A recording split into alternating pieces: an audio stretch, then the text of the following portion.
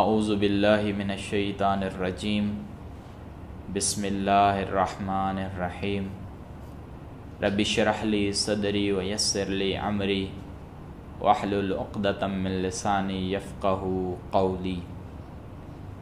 ہمارا موضوع جو زیر بحث ہے وہ موضوع توحید ہے۔ آپ کی خدمت میں عرض ہوا کہ توحید بنیادی موضوع ہے جس کے بارے میں انسان کو معرفت ہونا بے حد ضروری ہے۔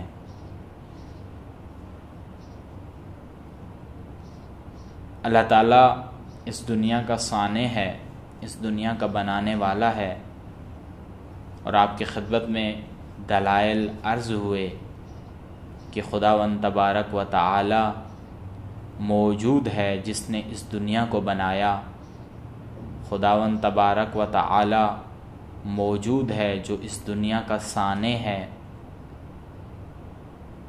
اور دلیل پہلی جو آپ کی خدمت میں عرض ہوئی وہ دلیل نظم ہے، وہ آرگومنٹ آرڈر ہے۔ اسی طرح جو دوسری دلیل آپ کی خدمت میں عرض ہوئی وہ یہ تھی کہ ہمارا جسم کس طرح سے ہم آہنگ ہے، اور ہمارے جسم کے اندر جو نظم موجود ہے وہ بہت خوبصورت نظم ہے۔ اب ہم خدا کی معرفت حاصل کرنے کے ذرائع معلوم کرنے کی کوشش کرتے ہیں کہ اگر ایک انسان جان لے کہ اللہ موجود ہے، خدا کی تلاش کے بعد اس کا کیا فریضہ بنتا ہے، وہ کس حقیقت کے قریب تر ہو جائے۔ جی، جب انسان تلاش کر لیتا ہے، مان لیتا ہے کہ خدا موجود ہے، تو خدا کے موجود ہونے کے بعد اس انسان کا یہ فریضہ بنتا ہے کہ اب وہ اللہ کی معرفت حاصل کرنا شروع کر دے، خدا کی معرفت حاصل کرے اور خدا کی شناخت کے بعد خدا کے قریب تر ہو جائے۔ خدا کی معرفت آیا بدیہی ہے یا فکری ہے؟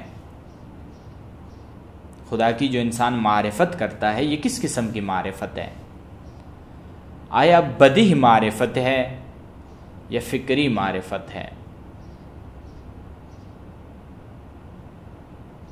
خوب، اب لفظ بدیہی اور لفظ فکری کو سمجھیے کہ بدیہی کسے کہتے ہیں اور فکری کسے کہتے ہیں۔ بدیہی وہ چیز ہوتی ہے جس کے لیے دلیل کی ضرورت انسان کو نہ پڑے، اور انسان اتنا کسی شے کے ساتھ مانوس ہو جائے اور اتنا کسی شے سے آگاہ تر ہو جائے کہ انسان کو اس شے کی دلیل کی ضرورت ہی نہیں ہے۔ اس چیز کو کہتے ہیں بدیہی۔ مثلاً اگر آپ کو کوئی آ کر بتائے کہ ابھی دن ہے تو آپ اس سے دلیل نہیں مانگے کہ ابھی دن ہے تو کیسے دن ہے۔ کیوں؟ کیونکہ آپ دن سے اتنے مانوس ہو چکے ہیں کہ آپ کو بتانے کی ضرورت نہیں ہے کہ سورج نکلا ہوا ہے اس لیے دن ہے۔ آپ آگاہ ہیں اس چیز سے، واضح ہے۔ اسی طرح سے اگر گرمیوں کے موسم میں کوئی کہے کہ بہت سخت گرمی ہے تو آپ اس سے یہ نہیں پوچھتے کہ گرمی کیوں ہے۔ کیوں؟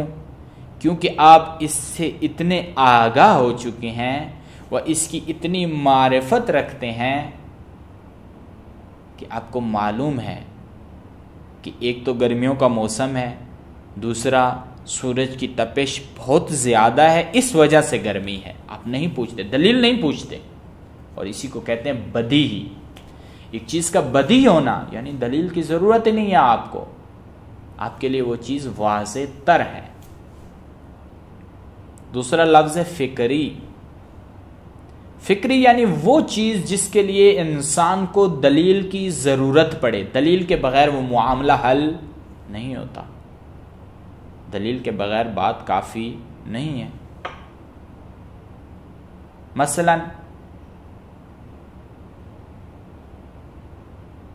آپ کو دلیل کی ضرورت ہے کہ کیوں مجتہد کی تقلید کرنی چاہیے. آپ کو اگر کوئی کہے کہ مثلا مجتہد کی تقلید کریں تو آپ سوال کریں گے کیوں مجتہد کی تقلید کریں؟ دلیل دیجیے ہمیں، کوئی عقلی دلیل دیجیے، کوئی نقلی دلیل دیجیے. یعنی ایسی دلیل دیں کہ عقل مانے، اور ایسی دلیل دیں جو اس کو قرآن و سنت ثابت کریں کہ کیوں مجتہد کی تقلید کریں. میں کیوں کسی انسان کے پیچھے چلوں؟ میں کیوں کسی کی بات مانوں؟ میرے پاس کیا دلیل ہے؟ خود دلیل ہونی چاہیے. فکری ہے کہ انسان کیوں مجتہد کی تقلید کرتا ہے، ہمیں دلیل ہونی چاہیے. دلیل کے بغیر کام نہیں چلے گا. اس کو ہم کہتے ہیں فکری، یعنی وہ چیز جس کے لیے دلیل ضروری ہے، جس کے لیے دلیل بے حد ضروری ہے. خوب، اب سوال یہ ہے، جب ہم نے خدا کی معرفت کی بات کی تو سوال یہ ہے کہ آیا خدا کی معرفت بدیع ہے یا فکری ہے؟ بہت خوبصورت بات ہماری شروع ہو گئی ہے، آپ توجہ کیجیے گا. علماء کرام مختلف نظریات دیتے ہیں. کچھ علماء کہتے ہیں کہ خدا کی معرفت بدیع ہے، یعنی اس کے لیے دلیل کی ضرورت نہیں ہے. اور کچھ علماء کہتے ہیں خدا کی معرفت فکری ہے. خدا کی طرف اگر کوئی قریب جانا چاہتے تو فکری ہے، دلائل ہونے چاہیے اس کے پاس. کچھ علماء کہتے ہیں کہ ابتدائی طور پر اللہ کی یہ معرفت بدیع ہے، لیکن بعد میں یہ معرفت فکری ہو جاتی ہے. ابتدا میں بدیع ہے اور ایسا ہی بدیع ہے. انسان اگر سوچے، فکر کرے، غور کرے، انسان اپنے دل کو متوجہ کرے، یہ دل، اس دل کی فطرت میں اللہ موجود ہے، اور انسان گواہی دیتا ہے کوئی ذات ہے، کوئی ہستی ہے جو یہ سب کچھ چلا رہی ہے. پھر انسان کہتے ہیں ہاں وہ وحدہ لا شریک خدا ہے، خدا ہی یہ سب کچھ کر رہا ہے. یعنی ابتدائی طور پر یہ معرفت بدیع ہے. خدا کی پہچان، خدا کی شناخت، خدا کی معرفت، خدا کا قرب حاصل کرنا یہ بدیع ہے. دلیل کی ضرورت ہی نہیں ہے آپ کو، آپ کا دل اور ضمیر گواہی دیتا. لیکن جو لوگ اللہ کی مکمل اور کامل معرفت حاصل کرنا چاہتے ہیں، اس کے لیے یہ معرفت فکری ہے. اس کو دلائل سے دلائل چاہیے، دلائل کے اوپر دلائل چاہیے. اور جب وہ اس موضوع میں وارد ہوتا جائے گا، اس کو بہت ساری دلائل چاہیے تاکہ وہ ان دلائل کے ذریعے سے اللہ کی معرفت حاصل کر سکے. تو جواب کیا ہے کہ ابتدائی طور پر اللہ کی یہ معرفت بدیع ہے اور بعد میں یہ معرفت فکری ہو جاتی ہے. خدا کی معرفت حاصل کرنے کے دو ذریعے، جو اہم ذریعے آپ کے خدمت میں عرض کروں گا. ایک ہے اندرونی راستہ انسان کا، اور ایک ہے بیرونی راستہ.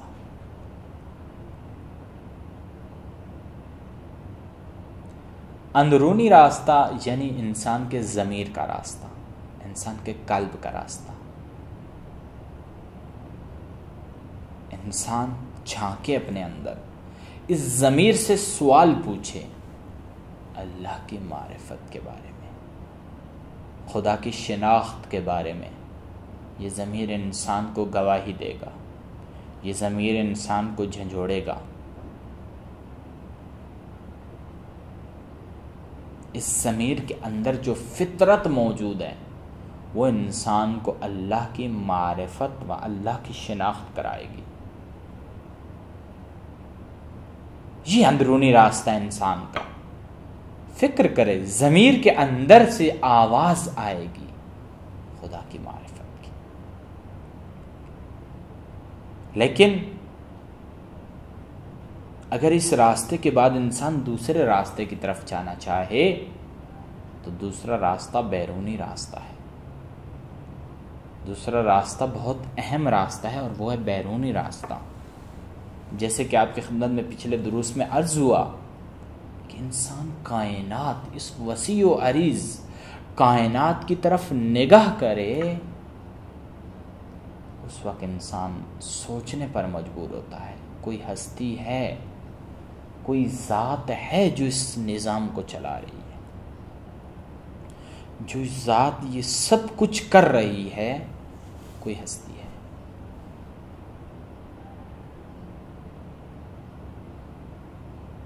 انسان اس بیرونی راستے کے ذریعے اللہ تک پہنچنا شروع کر دیتا.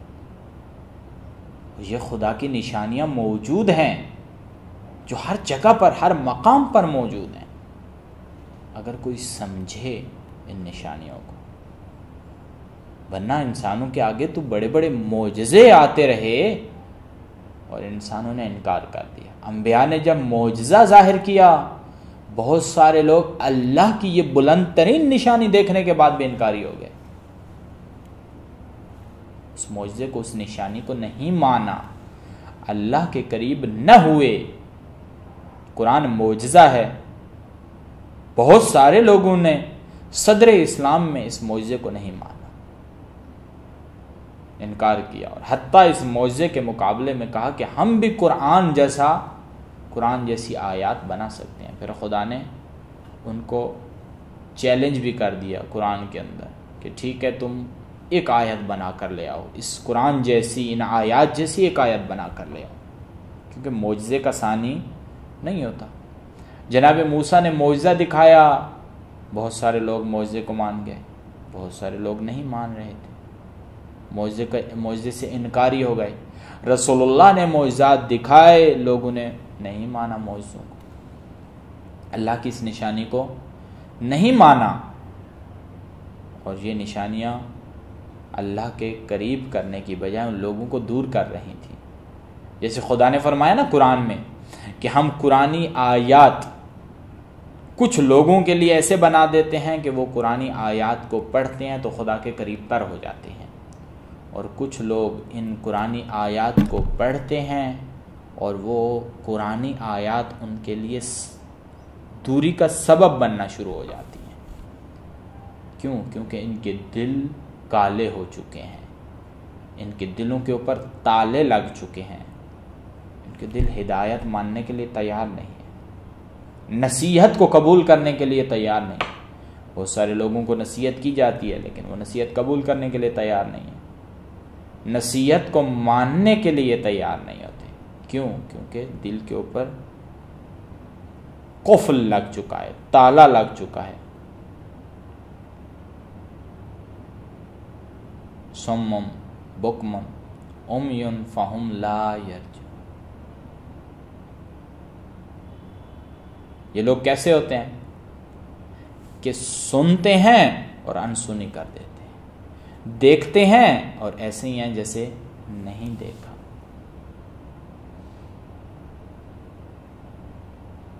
تو ایک راستہ خدا کی معرفت کا اندرونی راستہ ہے، اور دوسرا راستہ بیرونی راستہ ہے کہ انسان اس دنیا میں نگاہ کرے، اور نگاہ کرنے کے بعد انسان دیکھے کہ واقعاً خدا موجود ہے اور خدا وحدہ لا شریک خدا ہے. اب ہم صفات کی جانب جاتے ہیں کہ جب ہم نے یہ جان لیا کہ خدا وحدہ لا شریک ہے اور خدا موجود ہے، تو اب ہم خدا کی وحدانیت کے بعد خدا کی صفات اور خدا کی صفات کو انشاءاللہ ہم اس موضوع کے تکمیل کا ذریعہ بنائیں گے. اللہم صلی علی محمد وآل محمد وعجل فرجہ.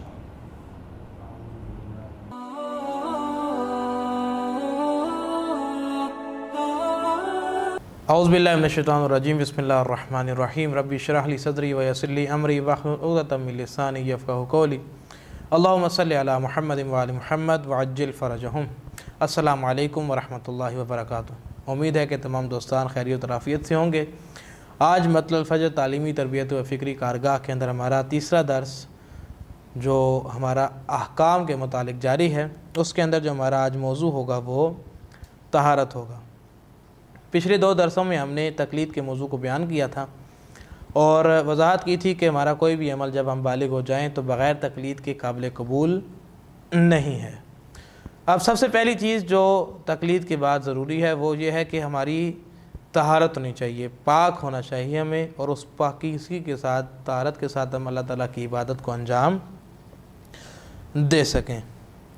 خوب، اس طہارت کے لیے سب سے پہلے آپ کے سامنے جو چیز ضروری ہے کہ طہارت 2 قسم کی ہے، ایک طہارت ظاہری ہے اور ایک طہارت باطنی ہے۔ میں گزارش کروں گا کہ آپ اپنی کتابیں، کاپیاں کھولیں اور اس کے اندر اس کو باقاعدہ نوٹ کریں، لکھیں، تاکہ مشکل آپ کے سامنے پیش نہ آئے۔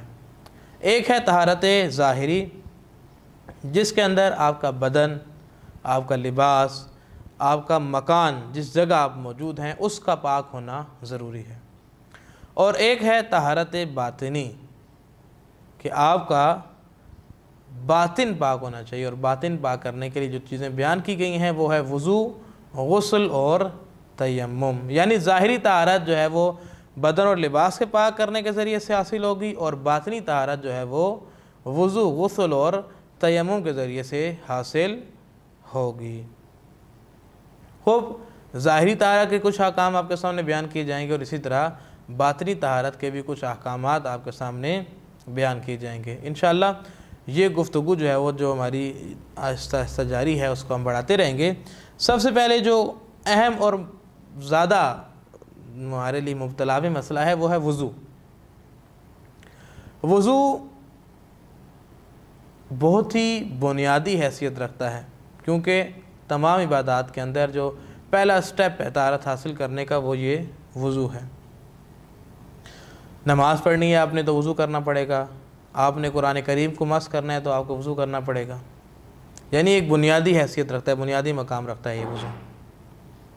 اب اسی طرح غسل ہے کہ بعض اوقات جو ہے وہ یہ واجب کی حیثیت سے غسل انجام دینا پڑتا ہے، جب تک آپ غسل انجام نہیں دیں گے آپ نماز نہیں پڑھ سکتے، آپ قرآن نہیں پڑھ سکتے، آپ کوئی اور جو ہے وہ عبادت انجام نہیں دے سکتے۔ اسی طرح تیمم ہے کہ جب پانی نہ مل رہا ہو، کہ ان کے احکامات انشاءاللہ جو ہے وہ وضاحت کے ساتھ آپ کے سامنے بیان کیے جائیں گے کہ جب پانی نہ مل رہا ہو تو آپ نے جو ہے وہ تیمم کرنا ہوتا ہے۔ تو یہ چیزیں جو ہے وہ موجود ہیں۔ سب سے پہلی چیز ہے وضو، اور وضو کے اندر جو ہے وہ 2 قسم کی چیزیں موجود ہیں۔ کاپیاں آپ کھولیں، اس کے بعد لکھیں یہ چیزیں۔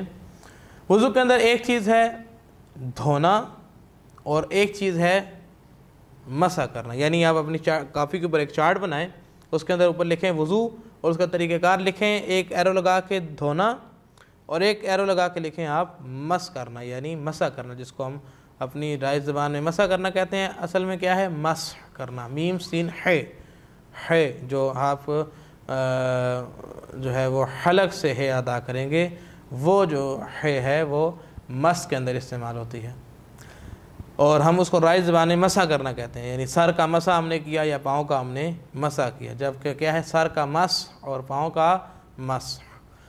اور جب آپ نے یہ چارٹ بنا لیا وضو کے بعد ایک حصے میں دھونا اور ایک حصے میں مس کرنا، اس دھونے کے اندر پھر 3 کیٹیگریز بنانی ہے، 3 طریقے ہم نے دھونا ہے۔ سب سے پہلی چیز جو وضو کے اندر دھونا واجب ہے، خوب ذہن میں رکھیں کہ ہم ابھی آپ کو وضو کا ایک طریقہ کار بتانے لگے ہیں، پھر اس کو عملی ہم کریں گے تاکہ ہمارے لیے اس کو اور زیادہ سمجھنے میں آسانی ہو جائے۔ ایک چیز جو واجب ہے وہ کیا ہے؟ واجب یہ ہے کہ وضو کے اندر چہرہ دھونا واجب ہے، لیکن یہ چہرہ کہاں سے کہاں تک دھونا ہے؟ فرماتے ہیں کہ جو چہرہ آپ نے دھونا ہے یہ آپ کا جو ایک بالشت ہے، یہ آپ کا انگوٹھا اور آپ کی جو بڑی انگلی ہے، اس کے درمیان میں آپ کے چہرے کا جتنا حصہ آ رہا ہے چوڑائی میں آپ کا اس حصے کو دھونا واجب ہے، اور لمبائی میں یہ جو سر کے اوپر بال اگنے کی جگہ ہے یہاں سے لے کر یہ جو آپ کی تھوڑی ہے یہاں تک، اس کو آپ نے دھونا، یعنی اس حصے کو سارے کو دھونا جو ہے وہ اس کے اندر کیا ہے؟ واجب ہے۔ سر کا مسح، چہرہ کے دھونے کے اندر کیا ہے؟ سب سے پہلے کیا ہے کہ آپ نے ایک بالشت کے مطابق اپنا ہاتھ کا لیا اندازہ، اور انگوٹھے اور بڑی انگلی کے درمیان میں چہرے کا جتنا حصہ آ رہا ہے، اور اس کو آپ نے اوپر سے لے کر تھوڑی تک جو ہے وہ اس کو دھونا ہے۔ دوسری چیز جو واجب ہے وہ ہے دایاں ہاتھ دھونا، یعنی دایاں بازو دھونا، اور وہ کیا ہے اس کا اندازہ کہ آپ نے کوہنی سے لے کر اپنا انگلیوں کے سرے تک اپنا دایاں بازو آپ نے دھونا ہے۔ تیسری چیز ہے اپنا بایاں بازو دھونا۔ بایاں بازو دھونا کیا ہے؟ یعنی کہ آپ نے کوہنی سے لے کر جو ہے وہ نیچے تک اپنا بایاں بازو دھونا ہے۔ خوب، اس کے بعد اب اس دھونے کی جو کیٹیگری تھی، ہم نے بتایا تھا کہ وضو کے اندر دھونے کے اوپر تیر لگائیں اور اس کے آگے 3 چیزیں لکھتے ہیں: چہرہ دھونا، دایاں بازو دھونا اور بایاں بازو دھونا۔ اور نیچے ہم نے اب نیچے لگایا تھا مس۔ اب مس کے اندر جو ہے وہ پھر 3 چیزیں ہیں۔ ایک ہے سر کا مس، اور پھر اس کے نیچے آپ ایرو لگائیں کہ دائیں پاؤں کا مس اور بائیں پاؤں کا مس۔ خوب، سر کا مس جو ہے وہ کہاں کرنا ہے؟ ہم نے ایک ابتدائی چیز آپ کے سامنے بیان کر دیتا ہوں کہ اس سر کے آپ نے 4 حصے کرنے ہیں: ایک سامنے کا حصہ، ایک دایاں حصہ، ایک بایاں حصہ اور ایک پیچھے کا حصہ۔ تو جہاں پر آپ نے مسح کرنا ہے وہ کون سا حصہ ہونا چاہیے؟ وہ سر کا سامنے کا حصہ آپ کا ہونا چاہیے۔ اور اس کے اندر آپ نے جب سر کا مسح کرنا ہے تو اس کے اندر جو آپ نے مقدار لینی ہے وہ یہ ہے کہ آپ کی 1 انگلی کے برابر جو ہے وہ واجب مقدار ہے، لیکن مستحب ہے کہ آپ ان 3 انگلیوں سے ملا کے جو ہے وہ سر کا مسح انجام دیں، کہ عملی آپ کے سامنے جو ہے وہ پیش کیا جائے گا اس کو۔ اس کے بعد ہے پاؤں کا مسح، اور پاؤں کے اندر جو ہے وہ پہلے سیدھے دایاں پاؤں یعنی اس کا مسح کرنا ہے آپ نے، اور اس کے بعد بائیں پاؤں کا آپ نے مسح کرنا ہے۔ اور اس کے اندر ایک جو مسئلہ مورد نظر رہتا ہے اور مبتلا بہ ہے اور اس کی طرف توجہ نہیں دی جاتی، وہ یہ ہے کہ جب آپ نے پاؤں کا مسح کرنا ہے تو کہاں سے کہاں تک کرنا ہے۔ اکثر اوقات دیکھا جاتا ہے کہ مومنین جلدی میں جب وضو کرتے ہیں تو مسح کرتے کرتے جو ہے وہ پاؤں کو یا تو آغاز سے کچھ چھوڑ دیتے ہیں یا پھر اختتام تک جہاں تک لے کر آنا ہے وہاں پر کچھ چھوڑ دیتے ہیں۔ ایک مثال کے ذریعے سے آپ کو سمجھاتا ہوں کہ بالفرض یہ پاؤں ہے ہمارا، اس پاؤں کی یہ جو انگلیاں ہیں اور انگوٹھا ہے اور یہ پاؤں کا جو ہے وہ ابھرا ہوا حصہ ہے، جب آپ نے پاؤں کے اوپر مسح کرنا ہے آپ نے تو اس انگلیوں کے سرے کو آپ نے یوں شامل کرنا ہے، یوں دیکھیں ایسے شامل کر کے، اور اس کو آپ نے لے آنا ہے اوپر ابھرنے والی جگہ کے اختتام تک، یا بعض مجتہدین کے مطابق جو ہے وہ ابھرنے والی جگہ تک لے کر آنا جو ہے وہ مسح کے اندر ضروری ہے۔ لیکن آغاز کا جو ہے وہ یہ ہے کہ آپ نے اس انگلیوں کے سروں کو بھی شامل کرنا ہے۔ بعض ہیں جو اوپر صرف کرتے ہیں، یوں اوپر مسح کرتے ہیں، ان سروں کو یوں شامل نہیں کرتے، جبکہ مسح کے اندر ان سروں کو شامل کرنا جو ہے وہ ہمارے لیے ضروری ہے۔ خوب، یہ واجب چیزیں ہیں وضو کے اندر، لیکن ان تمام چیزوں سے پہلے، ان طریقہ کار سے پہلے جو چیز سب سے پہلی چیز واجب ہے وہ ہے نیت۔ یعنی اب ترتیب سے آپ کے سامنے میں واجبات وضو بیان کرنے لگا ہوں، آپ اس کو جو ہے وہ کاپی پہ لکھ لیں، اور اس کے بعد مستحبات وضو آپ کے سامنے بیان ہو جائیں گے۔ واجبات وضو میں پہلی چیز ہے نیت۔ نیت کیا ہے؟ نیت یہ ہے کہ اگر آپ سے کوئی شخص پوچھے کہ ابھی کیا کام کر رہے ہو تو آپ بتا سکیں بالفرض میں نماز کے لیے وضو کرنے لگا ہوں یا میں قرآن پڑھنے کے لیے وضو کرنے لگا ہوں، یعنی آپ کو پتہ ہو کہ آپ کا کام آپ کا انجام دے رہے ہو۔ ابھی نیت کا زبان سے بولنا ضروری نہیں ہے، لیکن آپ کے ذہن میں ذہن میں جو ہے وہ چیز ہو کہ میں ابھی کیا کام کرنے لگا ہوں۔ اس کے بعد ہے چہرہ دھونا، دوسرا واجب چہرہ دھونا۔ تیسرا واجب کیا ہے؟ دایاں اور بایاں بازو دھونا۔ چوتھا واجب ہے سر کا مسح کرنا، اور 5واں واجب ہے دونوں پاؤں کا مسح کرنا۔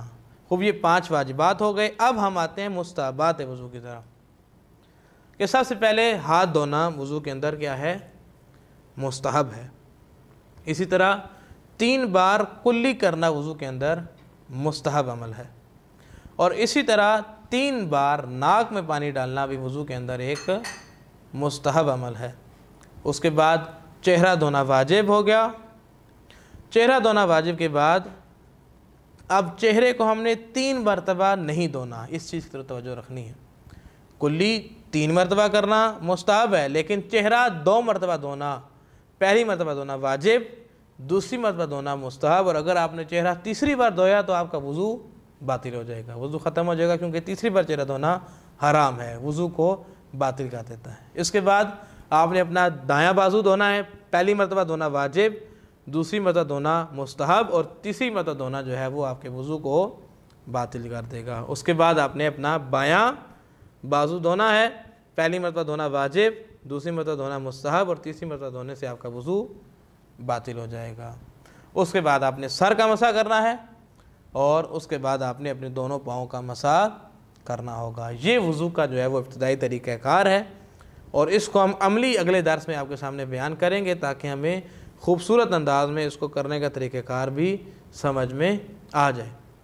اور وضو کے متعلق ایک اور چیز جو آپ کے سامنے بیان کرنی ہے وہ یہ ہے کہ جب ہم وضو کر رہے ہیں اور وضو کرنا چاہتے ہیں تو اس کے اندر ہم نے یہ تقسیم جو واجب اور مستحب کے لحاظ سے اس کو جو ہے وہ حتماً ذہن میں رکھنا چاہیے، اور بعض اوقات جلدی میں جو ہم وضو کرتے ہیں وہ وضو جو ہے وہ اس طرح اتنا اچھا ہم خوبصورت نہیں کر سکتے، جب کہ ہم نے اللہ تعالیٰ کی بارگاہ میں حاضر ہونا ہے، اللہ تعالیٰ کی عبادت میں حاضر ہونا ہے، تو ہمیں ایک خوبصورت انداز میں مستحبات اور واجبات کو بجا لاتے ہوئے وضو ہمیں کرنا چاہیے۔ انشاءاللہ خداوند متعال کی بارگاہ میں دعا گو ہیں کہ اللہ تعالیٰ ہمیں حقیقی معنوں میں دین اسلام کو سمجھنے اور اس پر عمل کرنے کی توفیق عطا فرمائے۔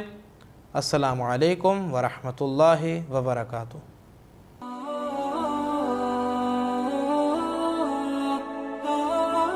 اعوذ باللہ من الشیطان الرجیم، بسم اللہ الرحمن الرحیم۔ رب ادخلنی مدخل صدق واخرجنی مخرج صدق واجعلنی من لدنک سلطانا نصیرا۔ السلام علیکم ورحمۃ اللہ وبرکاتہ۔ امید ہے کہ آپ سب دوستان خیر و عافیت سے ہوں گے اور آج کے درس کے لیے آمادہ ہوں گے۔ کل آپ کی خدمت میں ایک صورت بیان کی گئی، اور اس صورت کے اندر جو اہم مطالب تھے وہ آپ کے سامنے رکھے گئے۔ انشاءاللہ آج ہم ایک اور قرآنی صورت کو آپ کی خدمت میں بیان کریں گے، اور اس کے اندر ہونے والے جو واقعات بیان ہوئے ہیں وہ بھی آپ کے سامنے رکھے جائیں گے، تاکہ ہم قرآن سے ہمارا انس اور محبت پیدا ہو۔ لیکن اس سے پہلے ضروری ہے کہ آپ اس صورت کی تلاوت ملاحظہ فرمائیں، اور ساتھ ساتھ اس کو یاد کریں، اور یاد کرنے کے ساتھ ساتھ اس کے ترجمے پر بھی توجہ دیں، تاکہ ہم بعد میں اس کے اندر جو اہم باتیں بیان ہوئیں اور جس لیے وہ قرآنی صورت اور آیات نازل ہوئیں ہم اس کو بھی سمجھ سکیں اور دیکھ سکیں۔ تو آج جس صورت کی طرف ہم نے توجہ کرنی ہے وہ ہے سورہ فیل۔ سورہ فیل کی تلاوت آپ ملاحظہ فرمائیں ایک خوبصورت آواز میں، اور کوشش کریں کہ اس کو یاد کرنے کے لیے بھی آپ کوشش کریں، اور ترجمے کی طرف بھی توجہ رکھیں۔ تو پہلے وہ تلاوت ہم سن لیتے ہیں، اور اس کے بعد پھر ہم اس کے اہم مطالب کی طرف آتے ہیں۔ چلتے ہیں تلاوت کی طرف۔ سورة الفیل۔ بسم اللہ الرحمن الرحیم۔ ألم تر كيف فعل ربك بأصحاب الفيل ألم يجعل كيدهم في تضليل وأرسل عليهم طيرا أبابيل ترميهم بحجارة من فجعلهم كعصف مأكول۔ جی یقیناً امید کرتا ہوں کہ آپ کے قلوب اور آپ کے دل اس حسین کلام سے اور قرآن کی تلاوت سے منور ہو چکے ہوں گے، اور آپ نے اس کے ترجمے کی طرف بھی توجہ کی ہوگی، اور یقیناً آپ اس کو یاد بھی کریں گے۔ اب ہم اس کے اندر بیان ہونے والے اہم مطالب اور کس موقع پر یہ آیات نازل ہوئیں اس کو دیکھ لیتے ہیں۔ سورہ فیل کے اندر اللہ تعالیٰ یہ ارشاد فرما رہا ہے، بسم اللہ الرحمن الرحیم۔ الم تر کیف فعل ربک باصحاب الفیل الم یجعل کیدہم فی تضلیل وارسل علیہم طیرا ابابیل ترمیہم بحجارۃ من سجیل فجعلہم کعصف مأکول۔ شروع کرتا ہوں اللہ کے نام سے جو مہربان نہایت رحم کرنے والا ہے۔ کیا آپ نے نہیں دیکھا کہ آپ کے پروردگار نے ہاتھی والوں کے ساتھ کیا سلوک کیا۔ یہ رسول اللہ کو کہا جا رہا ہے کہ آپ یاد کریں، آپ اس موقع کو یاد کریں، اس واقعے کو یاد کریں، اور یہ دیکھیں کہ اللہ نے، آپ کے رب نے اس ہاتھیوں والے لشکر کے ساتھ کیا سلوک کیا۔ کیا اللہ نے، کیا اس نے ان کی تدبیر و ترکیب کو بیکار نہیں کر دیا؟ یعنی جس منصوبے اور جس پلاننگ کے ساتھ وہ ہاتھیوں کا لشکر آیا تھا، کیا ان کا سارا لشکر، ان کی منصوبہ بندی، ان کے سارے پلان تباہ و برباد نہیں ہو گئے؟ ان پر ہر سمت سے ابابیل نامی پرندوں نے جھنڈ کے جھنڈ بھیجے۔ ان پر ہر سمت سے ابابیل نامی، ہر سمت یعنی ہر ڈائریکشن سے، ہر طرف سے اس لشکر کے اوپر پرندوں کے ایک جھنڈ نے اور پرندوں کے گروہوں نے حملہ کیا، جن پرندوں کا نام ابابیل ہے۔ وہ کیا کرتے؟ ان کے پاس سنگ ہوتے، سنگ گل یعنی مٹی کی، ان کے پاس پتھر ہوتے، کنکریاں ہوتی، جو کنکریاں وہ آ کر اس لشکر کو مارتے۔ آخر کار اللہ نے انہیں مویشیوں کے کھائے ہوئے بھوسے کی طرح کر دیا۔ کیا بات ہو رہی ہے؟ رسول اللہ کو یہ یاد دلایا جا رہا ہے کہ اے اللہ کے رسول، آپ اس واقعے کو یاد کریں جس کے تحت اللہ تعالیٰ نے اس ہاتھیوں کے لشکر کے ساتھ ایک سلوک کیا۔ کیا سلوک کیا؟ کہ ان کے ساری منصوبہ بندی، ان کی تدبیر، ان کی پلاننگ کو تباہ و برباد کیا۔ کس کے ذریعے؟ ابابیل نامی پرندوں کے ذریعے، جن کے جھنڈ، جن کے گروہ، جن کے لشکروں نے حملہ کیا اس ہاتھیوں کے لشکر کے اوپر۔ اور اس پرندے جو بالکل معمولی اور چھوٹا سا چند گرام کا پرندہ ہے، وہ چند 100 گرام کا پرندہ ہے، اس پرندے نے حملہ کر کے، جس کے پاس صرف کنکریاں تھیں، جس کے پاس مٹی کے چھوٹے چھوٹے پتھر تھے، ان چھوٹے چھوٹے پتھروں سے، ان اسٹون سے انہوں نے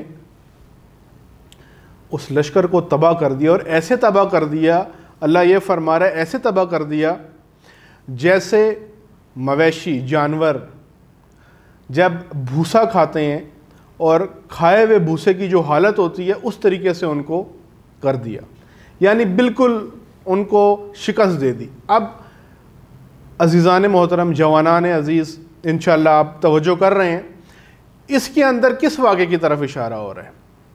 اب وہ میں عرض کروں کہ کس موقع پر اور کس واقعے کو یاد دلانے کے لیے یہ آیتیں نازل ہوئیں۔ یمن کا ایک حکمران تھا جس کا نام تھا ابرہہ۔ اس نے ایک بہت بڑی چرچ بنائی یمن کے اندر، اور یہ ارادہ کیا کہ لوگ خانہ کعبہ جو حجاز میں موجود تھا اور ابھی بھی موجود ہے، اور وہ مرکز تھا اس وقت کے لوگوں کا، لوگ وہاں پر آتے تھے، تجارت بھی کرتے تھے اور عبادت بھی کرتے تھے اس وقت کے طریقہ کار کے مطابق، اسلام سے پہلے، کہ میں یہاں ایک بہت بڑا چرچ بناؤں اور لوگوں کا مرکز یہ چرچ بن جائے، اور لوگ یہاں پر آئیں، یہاں آ کر عبادت بھی کریں، یہاں تجارت بھی ہو، کاروبار بھی ہو، اور خانہ کعبہ ویران ہو جائے۔ اس کا ہدف اور مقصد یہ تھا کہ کاروبار بھی یہاں پر بڑھے گا اور میری حکومت بھی مضبوط ہوگی، اور میں جب متولی ہوں گا، میں جب کیئر ٹیکر ہوں گا ایک بہت بڑے عبادت خانے کا، تو اس وجہ سے میری طاقت میں بھی اضافہ ہوگا۔ اس نے کیا کیا؟ پہلے خانہ کعبہ میں جو لوگ رہتے تھے، رسول اللہ کے خاندان کے بزرگان جو رہتے تھے، ان تک پیغامات بھیجے کہ اس کو بند کرو اور یہاں آ کر عبادت کرو، اس کو مرکز بناؤ، کاروبار یہاں کرو۔ لیکن انہوں نے کہا کہ یہ حضرت ابراہیم و حضرت اسماعیل علیہ السلام کی یادگار ہے، ہم اس کو چھوڑ نہیں سکتے۔ جب اس نے دیکھا کہ یہ لوگ میرے قابو میں نہیں آ رہے اور یہ عبادت خانہ جو میں نے بنایا ہے اس کے مقابلے میں اس کی طرف نہیں آ رہے، تو اس نے ارادہ کیا کہ میں حملہ کروں اور حملہ کر کے خانہ کعبہ کو ویران کروں، گرا دوں، اور لوگ جب وہ گر جائے گا تو خود بخود اس طرف میں نے جو عبادت خانہ بنایا یمن میں اس طرف آ جائیں گے۔ وہ ایک لشکر لے کر، ایک بڑا سا لشکر لے کر گیا، اور اس سے پہلے کیا کیا اس نے کہ اس کے لوگوں نے، اس کی فوج نے جا کر جو مکہ میں لوگ رہتے تھے ان کے مال کو لوٹنا شروع کیا، چوری کرنا شروع کیا، اور اسی چوری کے دوران انہوں نے حضرت عبد المطلب جو رسول اللہ صلی اللہ علیہ وآلہ وسلم کے دادا تھے ان کے 200 اونٹ بھی چرا لیے۔ جب یہ کام انہوں نے کر لیا اس کے بعد انہوں نے اس لشکر نے، ابرہہ نے ایک قاصد بھیجا، اپنا ایک سفیر بھیجا، ایک امبیسڈر بھیجا کہ جا کر خانہ کعبہ کے اور مکہ کا جو رئیس ہے، جو بڑی شخصیت ہے، اس سے جا کر بات کرو، اسے کہو کہ ہم جنگ کے لیے نہیں آئے، ہم مارنے کے لیے نہیں آئے، اگر تم خانہ کعبہ کو چھوڑ دو، ہم تو خانہ کعبہ گرانے کے لیے آئے ہیں، ہم اس کو تباہ کریں گے اور چلے جائیں گے، ہمیں لوگوں کا خون نہیں بہانا، تو اگر ایسا کر لو تو ہم تمہیں کچھ نہیں کہیں گے۔ وہ قاصد آیا اور حضرت عبد المطلب جو رسول اللہ صلی اللہ علیہ وآلہ وسلم کے نانا تھے، دادا تھے، ان کو اپنے ساتھ لے گیا۔ ان کی شخصیت دیکھ کے ابرہہ کے اوپر بڑا رعب طاری ہوا اور وہ اپنے تخت سے نیچے اتر آیا۔ جب ملاقات ہوئی تو جناب عبد المطلب نے اس کو یہ کہا کہ وہ جو 200 اونٹ تیری فوج میرے چرا کر لے آئی ہے وہ مجھے واپس دے دے۔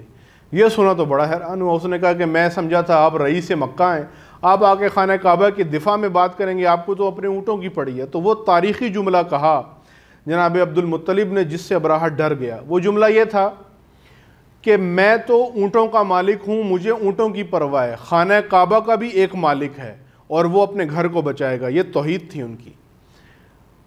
یہ سن کر وہ ڈر گیا۔ یہ کہہ کر وہ واپس چلے گئے اور واپس جا کر قریش جو لوگ وہاں بستے تھے خانہ کعبہ میں انہیں کہا کہ پہاڑیوں پہ چلے جاؤ، دور چلے جاؤ، اور خود چند لوگوں کے ساتھ خانہ کعبہ کے پاس آئے، دروازے کے پاس زنجیر کو پکڑ کے اللہ سے دعا کیا، پروردگار یہ تیرا گھر ہے تو اس کو بچا اور محفوظ کر۔ دعا مانگنے کے بعد وہ بھی ان چند لوگوں کے ساتھ ایک پہاڑ کے پاس جا کر محفوظ اپنے آپ کو انہوں نے پناہ دے دی، اور اپنے ایک بیٹے کو کہا کہ دور ایک پہاڑ تھا بلند، اس پہاڑ پر جا کر تم دیکھو کہ کیا ماجرا ہے، کیا لشکر آ رہے ہیں حملے کے لیے۔ جب ان کے ایک بیٹے فرزند گئے، انہوں نے جا کر پہاڑ کے اوپر سے دیکھا تو واپس آ کر اپنے والد کو یہ خبر دی کہ بابا جان سمندر کی طرف سے ایک کالا بادل آ رہا ہے، سمندر کی طرف سے ایک کالا بادل تیزی سے مکہ کی طرف آ رہا ہے۔ وہ کیا تھا؟ وہ یہی جو قرآن کی آیت سورہ فیل میں بیان ہو رہا ہے، وہ ابابیل کا لشکر تھا، وہ ابابیل کا جھنڈ تھا۔ جب قریب آیا تو دیکھا کہ پرندے، چھوٹے چھوٹے پرندے جن کا نام ابابیل ہے، ان کے بہت بڑے جھنڈ سمندر کی طرف سے آئے، جن کے پاس 3 کنکریاں تھیں، وہ مٹی کے چھوٹے چھوٹے پتھر، ایک چونچ میں اور 2 پنجوں کے اندر۔ ہر ابابیل کے پاس 3 کنکریاں موجود تھیں۔ ان پرندوں نے اس ہاتھیوں کے لشکر کے اوپر، جو پیدل بھی تھے اور ہاتھیوں پر بھی تھے، ان کے اوپر کنکریاں برسانا شروع کر دیں، اور وہ جو چھوٹی چھوٹی کنکریاں تھیں جو چھوٹے سے پرندے کے منہ سے نکلی ہوئی تھیں اور پنجوں سے نکلی ہوئی تھیں، وہ اللہ کے حکم سے ان کے اوپر ایسے گریں اور ایسے لگیں کہ جس کو بھی وہ کنکری لگتی ہے، جس ہاتھی کو بھی وہ کنکری لگتی، اس کے جسم میں سوراخ ہو جاتا، اور بہت سارے فوجی اور بہت سارے ہاتھیوں کو وہ لشکر شکست کھا گیا اس طرح، اور لوگ جو بچ گئے وہ وہاں سے بھاگنے لگے، اور انہیں سمجھ نہیں آ رہا تھا کہ یمن کا راستہ کس طرف ہے۔ اور اسی حملے کے دوران وہ جو اللہ نے اپنے گھر کے دفاع کے لیے بھیجا لشکر، ابرہہ بھی زخمی ہوا اور واپس جا کر یمن میں مر گیا۔ اور یہ وہی سال ہے جس کو ہاتھی کا سال یعنی عام الفیل کہا جاتا ہے، اور بعض روایات اور تاریخی کتابوں کے بقول یہ وہی سال ہے جس سال رسول اللہ صلی اللہ علیہ وآلہ وسلم کی ولادت بھی ہوئی۔ تو یہ سورہ فیل کے اندر اس اہم واقعے اور رودات کو بیان کیا جاتا ہے۔ ایک مرتبہ پھر ہم ان آیات کو اور اس کے ترجمے کو پڑھتے ہیں۔ بسم اللہ الرحمن الرحیم۔ الم تر کیف فعل ربک باصحاب الفیل الم یجعل کیدہم فی تضلیل وارسلہم علیہم طیرا ابابیل ترمیہم بحجارۃ من سجیل فجعلہم کعصف مأکول۔ اللہ کے نام سے شروع کرتے ہیں جو نہایت مہربان اور رحم والا ہے۔ کیا آپ نے نہیں دیکھا کہ اللہ نے ہاتھیوں والوں کے ساتھ کیا کیا؟ اللہ نے ان کی ترکیب و ترتیب اور منصوبہ بندی کو ناکام کر دیا، اور ہر طرف سے پرندوں کے لشکر نے ان پر حملہ کیا جن کے پاس مٹی کی کنکریاں تھیں، اور انہوں نے ان سارے کے سارے لشکر کو ایسے مار دیا، تباہ کر دیا جیسے جانوروں کا کھایا ہوا بھوسا ہوتا ہے۔ عزیزان محترم، جوانان عزیز، آپ نے اس کے ترجمے کو بھی یاد کرنا ہے اور خصوصاً ان آیات کو یاد کرنا ہے، اور پھر اس کے اوپر غور و فکر کریں کہ آج کے زمانے میں، ہمارے آج کے زمانے میں وہ کون سا ابراہہ کا لشکر ہے جو آج خانہ کعبہ، کعبۃ اللہ اور دینی مراکز اور دینی عبادت گاہوں کو تباہ کرنے کی کوشش کرتا ہے، اور آج وہ کون سے ابابیلوں کا لشکر ہے جو اللہ کے حکم سے ان ہاتھیوں کے طاقتور ترین لشکروں کو شکست دیتے ہیں۔ یقیناً آج بھی ابراہہ کا لشکر موجود ہے اور آج بھی ابابیل موجود ہیں، لیکن ضروری نہیں اسی شکل میں ہو، شکل ان کی مختلف ہو سکتی ہے، لیکن یعنی اس سے مراد یہ ہے کہ اللہ کی تائید شدہ لشکر آج بھی موجود ہیں، اور اللہ کے گھر کو ویران کرنے والے بھی آج موجود ہیں، اور اللہ ہمیشہ اپنے اس لشکر کے ذریعے ان ہاتھیوں کے طاغوتی لشکروں کو جو اللہ کے گھروں کو ویران کرنے کی نیت کرتے ہیں ان کو برباد اور تباہ کرتا ہے۔ اور اگر کوئی بھی انسان یہ ارادہ کرے کہ میں اللہ کے عبادت گاہ کو، اللہ کے گھر کو بچانے کے لیے ہمت کروں گا، ارادہ کروں گا، تو بے شک وہ ابابیل کی طرح چھوٹا ہی ہو، بے شک اس کے پاس صرف مٹی کے کنکروں کی طرح کنکر ہوں، اللہ ان کے ذریعے بھی دشمن کو شکست دے دیتا ہے۔ آج کے لیے اتنا ہی، کل آپ سے ملاقات ہوگی۔ والسلام علیکم ورحمۃ اللہ وبرکاتہ۔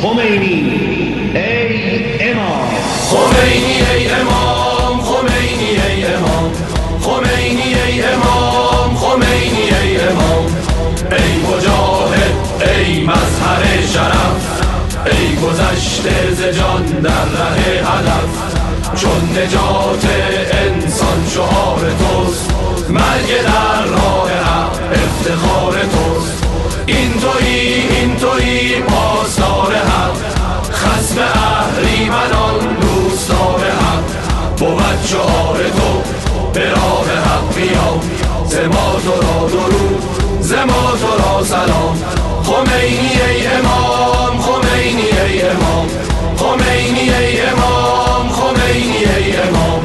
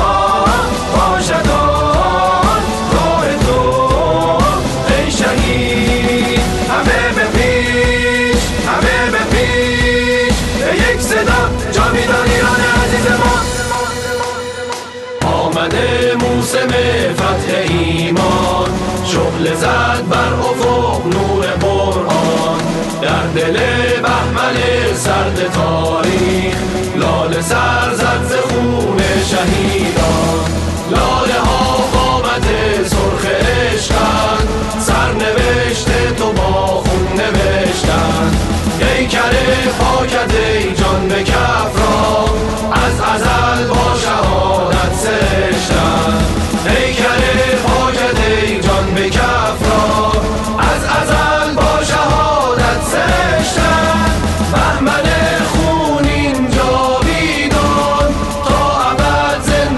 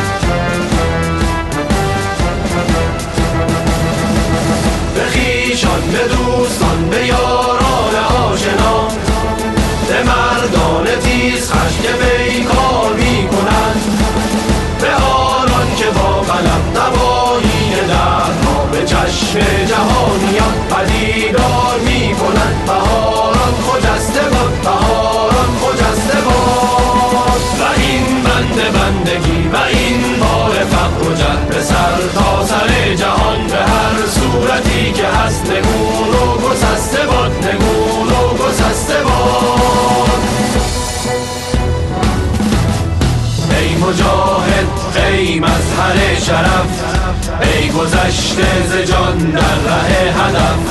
لرزد از نام تو پایه ستم، پشت اهریمنان گشته از تو خم. مرز توحید را همچو سنگری، حافظ ملت و دین و دفتری. بود شعار تو به راه حق بیا، ز ما تو را درود، ز ما تو را سلام. خمینی ای امام، خمینی ای امام، خمینی ای امام، خمینی ای امام. من دولت تعیین میکنم، من تو دهن این دولت میزنم، من دولت تعیین میکنم، من به پشتیبانی این ملت دولت تعیین میکنم، من به واسطه این که ملت مرا قبول دارد.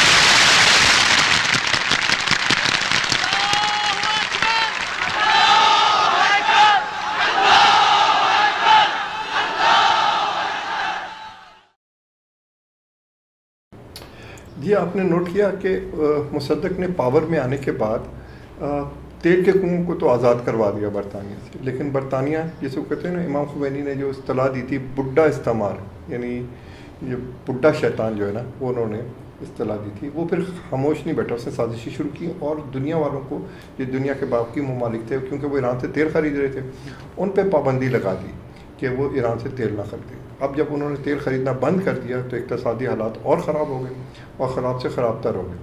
دوسری طرف مصدق نے، جیسے ہم نے بتایا، کہ بہت بڑی حماقت کی کہ جو آیت اللہ کاشانی اور جو نواب صفوی جو کہ اس کی تحریک جس کو لانے والے تھے پاور میں، ان کے خلاف، بلکہ مصدق جو یہ تھے نواب صفوی، ان کو تو گرفتار بھی کر لیا تھا، اور آیت اللہ کاشانی کو بھی، جسے کہتے ہیں، ایک طریقے سے معزول کر دیا پورے اس میں۔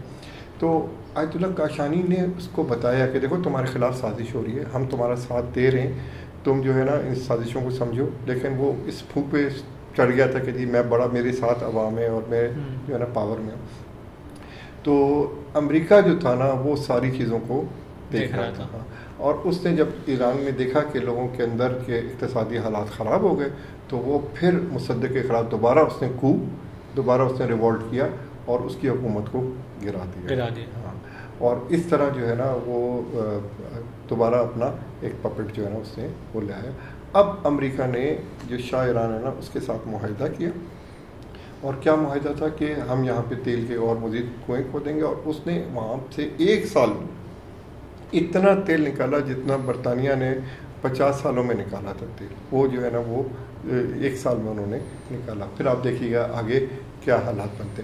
امام اس ساری تحریک کو جو شروع ہوئی نیشنلسٹ پارٹی سے، اور جو آیت اللہ کاشانی نے اس کو دیکھ رہے تھے اور اس کا جائزہ لے رہے تھے، اس کا جائزہ اور اس کی جو ہے نا تحلیل کر رہے تھے کہ اس کو کس طرف یہ اونٹ کروٹ بیٹھے گا، اور جسے کہتے ہیں ان کی رہنمائی کر رہے تھے۔ اور پھر آگے چل کے پھر امام جو ہے نا پھر ایک کاریزہ پہ، یہ 50s کے واقعات ہیں، ارلی 50s کے، اور جہاں پہ یہ سارا کچھ ہو رہا ہے۔ ایران کی تاریخ کے اس حصے میں مصدق اور کاشانی نے ایک تحریک چلائی کہ جس نے پارلیمنٹ میں ایک نوا خطگی بخشی۔ ایک طرف مذہبی لوگوں نے آیت اللہ کاشانی کی قیادت قبول کی، تو دوسری طرف روشن فکر افراد نے ڈاکٹر مصدق کی رہنمائی میں تحریک شروع کی کہ جو ایران کے آترک آزادی نامی محاذ کے عنوان سے مشہور ہوئی۔ مصدق نے آقائے کاشانی کی پشت پناہی میں تیل کو قومی ملکیت کے طور پر پیش کرنے کا نظریہ پیش کیا۔ رزم آرا نے اس نظریے کو قبول نہیں کیا اور یہ بہانہ کیا کہ ایران کے پاس اتنی صلاحیت نہیں ہے کہ وہ اپنے تیل کے ذخائر کو خود سے چلا سکے، جبکہ ایران کی کمیونسٹ پارٹی نے صرف ایران کے جنوب تک تیل کے قومی ملکیت ہونے کی حمایت کی، کیونکہ شمالی علاقے روس کے قبضے میں تھے۔ اس وقت مصدق اور کاشانی نے لوگوں کے ساتھ مل کر ہڑتال کا اعلان کر دیا۔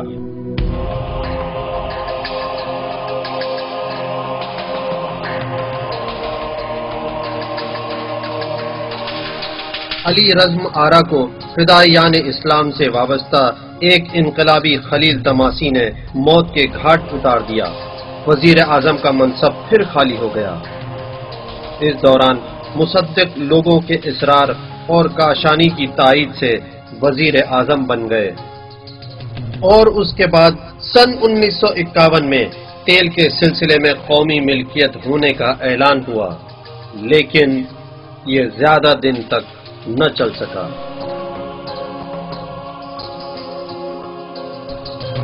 مصدق نے قدرت حاصل کرنے میں صرف مذہب کی قدرت کا سہارا لیا اور آیت اللہ کاشانی سے مدد لی۔ آیت اللہ کاشانی نے مصدق کے اقتدار تک پہنچنے میں اہم کردار ادا کیا، فتویٰ دیا، اعلان کیا، بازار بند کروایا، لوگوں کو ہڑتال کرنے کی دعوت دی۔ آیت اللہ کاشانی کے اعلان اور ان کی روشن فکر کے سبب دشمن پیچھے ہٹنے پر مجبور ہوا اور اسی طرح مصدق اقتدار تک پہنچ گئے۔ لیکن افسوس کی بات ہے، جب مصدق نے اقتدار حاصل کر لیا تو نہ ہی وہ دینی تحریک کا قائل تھا اور نہ ہی آیت اللہ کاشانی کا قائل تھا، بلکہ وہ اس فکر میں تھا کہ اب آیت اللہ کاشانی سے کام لے لیا ہے، اب ان کو راستے سے ہٹا کر خود اس میدان میں آگے آئے اور خود حکومت چلائے۔ ان کی فکر یہ تھی کہ دین سیاست سے الگ ہے۔ اسے تسلی نہیں ہوئی آیت اللہ کاشانی کو راستے سے ہٹا کر۔ اس نے نواب صفوی کو بھی حراست میں لے لیا، جو فدایان اسلام کے سربراہ تھے، تقریباً 20 مہینے کے لیے، اور مداخلت کرنے والوں کی ساری کوششیں ضائع ہو گئیں نواب کو قید سے آزاد کرانے کی۔ مصدق نے مداخلت کرنے والوں سے کہا کہ وہ نواب کو آزاد کرے گا اگر وہ نواب سے معاہدہ لے کر آئے کہ وہ سیاست میں دخل نہیں دے گا۔ برطانیہ تیل کی درآمد و برآمد میں آگے آ گیا، لہذا اس نے بیرونی کمپنیوں کے ساتھ سانٹھ گانٹھ کی کہ ایران سے تیل نہ خریدے، جس کے نتیجے میں ایران میں شدید اقتصادی مسائل اور بحران ہو گیا۔ امریکہ بھی اس بحران کا نقصان دیکھ رہا تھا، لہذا اس نے فیصلہ کیا کہ نئی حکومت بنائے۔ 28 مرداد کی بغاوت سے کچھ دن پہلے آیت اللہ کاشانی نے مصدق کو خط لکھا اور خطرے سے آگاہ کیا کہ امریکہ سازش کر رہا ہے، باوجود اس کے کہ تم نے ہمارے ساتھ ناانصافی کی، لیکن اس کے بعد بھی میں تمہاری مدد کے لیے تیار ہوں تاکہ اس سازش اور بغاوت کو روک سکیں۔ مصدق نے کہا کہ مجھے لوگوں کی حمایت حاصل ہے، یعنی منفی جواب دیا۔ آخرکار 28 مرداد کی وہ تاریخ آ گئی جس میں مصدق کے خلاف بغاوت ہو گئی۔ شاہ صرف 3 دن کے لیے ایران سے باہر گیا، فوج نے حکومت کے خلاف بغاوت کر دی اور سن 1953 مصدق کو درکنار کر دیا گیا۔ شاہ ایران واپس آ گیا اور اس نے مصدق کو قید کر دیا۔ آیت اللہ کاشانی کو بھی حکومت کی طرف سے متعدد پریشانیوں کا سامنا کرنا پڑا، لیکن نواب صفوی کو امنتی اہلکاروں نے گرفتار کر لیا اور فوراً ان کے خلاف فیصلہ ہوا اور ان کو پھانسی کی سزا دے دی۔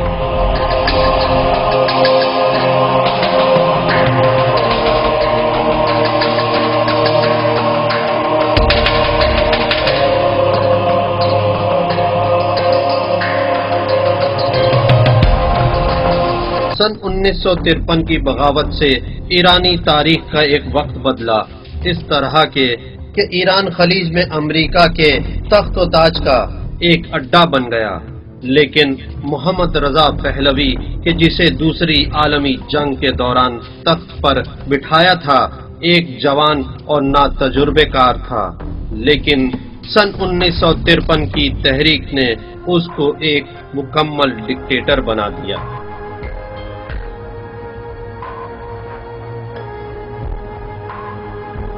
امام خمینی سارے تجربوں سے برخوردار تھے جن سے نصف صدی تک ایران دو چار رہا تھا، اور امام نے پہلے کے لوگوں کے تجربوں کو بھی جمع کیا۔ نواب صفوی کی پھانسی، آیت اللہ کاشانی کا معزول ہونا، مصدق کا قید ہونا، اور اسی طرح جیسا کہ اس کے بعد میں نقل ہوا، اس تحریک کی شکست کا سبب ملت کی پشت پناہی کا نہ ہونا تھا کہ جو ایک انقلاب کے لیے ضروری ہے۔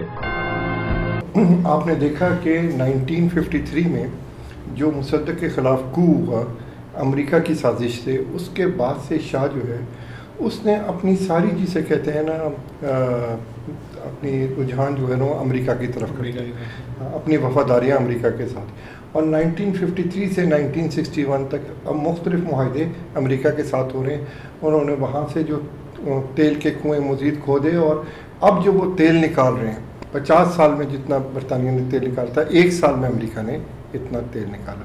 تو اب مزید امام خمینی پھر ممبر پہ آئے اور انہوں نے کہا کہ اگر یہی مقدار یعنی یہی رفتار امریکنز کی رہی تیل نکالنے کے سلسلے میں تو 30 سال میں ہمارے جتنے ذخائر ہیں تیل کے وہ سب ختم ہو جائیں گے. تو لوگوں کو آپ دیکھیں وہ کیا کر رہے ہیں، خطرات سے آگاہ بھی کر رہے ہیں. یہی ہوتا ہے کہ جو وارث نبی کیا ہوتا ہے، نبیوں والا کام کرتا ہے. انہوں نے کیا کیا، جیسے نبی کہے نا کہ وہ کیا کرتے ہیں، بشارت کرتے ہیں اور نظارت کرتے ہیں.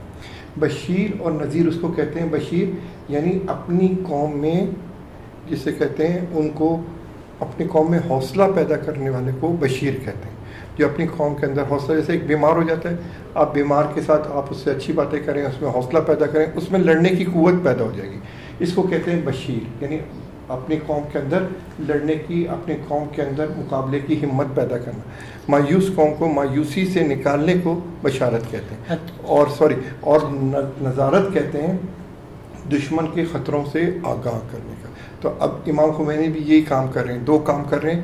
ایک کر رہے ہیں کہ نظارت کر رہے ہیں، یعنی دشمن کی چالوں سے آگاہ کر رہے ہیں، اور ان کو یہ بتا رہے ہیں کہ اگر یہی رفتار رہی تمہارے ساری دولت یہ لوگ 30 سال کے اندر نکال کے لے جائیں گے. اور دوسری طرف اسی قوم میں جو کہ مایوس ہو چکی ہے، غربت، افلاس اور بے بسی، اور ان کو یہ بتایا جا رہا ہے، بار بار یہ بتایا جا رہا ہے کہ ایون تم لوگ اس قابل بھی نہیں ہو کہ اپنے کارخانے چلا سکو، انہی میں ہمت بھی پیدا کر رہے ہیں. یعنی ممولے کو شاہین سے لڑانے کی تیاری بھی کر رہے ہیں. ٹھیک ہے. اچھا، اگر اس میں دیکھا جائے تو ایز این انڈیویجول جیسے امام خمینی نے جیسے اس وقت وہ کرا کہ مطلب اب وہ آگاہ کر رہے ہیں ہر چیز سے، آج کے زمانے میں ہم یا پھر جیسے طالب علم یا پھر کوئی مطلب ہمارے اسکالرز وغیرہ وہ کیسے کر سکتے ہیں ہمارے معاشرے کے اندر اس چیز کو؟ اصل میں مشکل کیا ہے، آج بھی موجود ہے. ایسا نہیں ہے کہ اللہ کی زمین کبھی بھی یہ خالی رہتی ہے، نہیں، موجود ہوتے ہیں. ہم پہچان نہیں سکتے نا، ہم غلط لوگوں کے ہم سمجھتے ہیں کہ یہ ہم نے جس سے رہنمائی لینی ہے، یہ ہمارا رہبر ہے، یہ ہماری جسے کہ وہ ہوتا کیا ہے، وہ تو اصل میں یا تو وہ سمجھ نہیں پا رہا ہوتا، اس میں وہ صلاحیت نہیں ہوتی، یا یہ کہ وہ خود اعلی کار ہوتا ہے ان کا. تو چیز یہ ہے کہ موجود ہوتے ہیں، صرف آج کے دور میں موجود ہیں، صرف آنکھ سے وہ پردہ ہٹانے کی ضرورت ہے. اب مثال کے طور پہ اس زمانے میں، ہمارے زمانے میں آغا رہبر ہیں، ہے نہیں کہ وہی، یعنی اگر یوں دیکھیں کہ وہ امام خمینی کے جیسے جانشین موجود ہیں، رہبر موجود ہیں. اسی طرح علماء حق کا ہر سرزمین پہ موجود ہے. یعنی اگر سب سے لبنان کی سرزمین میں آپ کو پتہ ہے کون ہے، حزب اللہ، حسن نصر اللہ، آپ خود معلوم ہے. اسی طرح ہر سرزمین پہ موجود ہے. پاکستان کی سرزمین پہ موجود ہے. اللہ نے آغا صاحب کی یعنی شکل میں ہمیں اتنی بڑی ایک نعمت عثمت دی ہے، آغا سید جواد نقوی صاحب، جو صحیح معنوں میں فرزند انقلاب ہے. آپ رکھ کے دیکھ لیں کہ بالکل آپ کو ایسا لگے گا جیسے فرزند امام خمینی. تو ان کے افکار دیکھیں، اور وہ قرآن اور سنت کے جیسے نا حق کسوٹی، حق پہ پرکھ کے دیکھیں. یہ ایک شخص تھا جنگ صفین میں جنگ جمل کیا واقعہ، تو وہ کبھی بڑھتا تھا مولا علی کا ساتھ دوں یا بی بی عائشہ کا ساتھ دوں، دونوں آمنے سامنے لشکر کشی ہوئی ہوئی ہے، دونوں فوجیں، میں کس کا ساتھ دوں، بی بی کا ساتھ دوں یا مولا علی کا ساتھ دوں. تو آپ کبھی ادھر جاتا کبھی ادھر رو پڑا، اور رونے کے بعد اس نے کہا کہ مولا میں کس کا ساتھ دوں، ایک طرف آپ کو دیکھتا ہوں امیر المومنین ہے، دوسری طرف دیکھتا ہوں ام المومنین ہے، میں کس کا ساتھ دوں. تو مولا نے بڑی اچھی مثال دی، انہوں نے جواب دیا، انہوں نے کہا کہ نا حق کسوٹی ہے، عرف الحق تارک الرجال، حق پہ پرکھ کے دیکھو، قرآن پہ پرکھ کے دیکھو، تمہیں ساری چیزیں سمجھ آ جائیں گی. تو اب اگر ہم دیکھیں امام خمینی کے جتنے اقدام ہیں قرآن پہ پرکھ کے دیکھیں، وہ کیا کر رہے ہیں، وہ امت سازی کر رہے ہیں. اب انشاءاللہ ہم اس ٹاپک کو بھی کھولیں گے کہ امت سازی کیسے امت بنتی ہے. اچھا، کہ امت کیسے بنائی جاتی ہے. امام اسی پہ کام کر رہے ہیں. دیکھیں شروع میں ان کے کس طرح کیا، ان کا تزکیہ نفس کیا، ان کو کتاب و حکمت کی تعلیم دی، ان کو دشمن آگاہی کروا رہے ہیں. سب سے اہم جو درس ہے دشمن شناسی کا، آپ کو معلوم ہے وہ کون سا ہے، وہ ہے دشمن شناسی. کیسے امت بنائی جا سکتی ہے؟ جب تک دشمن نہیں سمجھ آئے گا اس وقت کبھی بھی امت نہیں بن سکتے. امام یہ کہہ رہے ہیں شاہ جو ہے، شاہ تو پپٹ ہے، اس کے پیچھے انہوں نے پہلی دفعہ نعرہ دیا کہ جو شیطان ہے، اصل شیطان ہے وہ کون ہے؟ امریکہ ہے.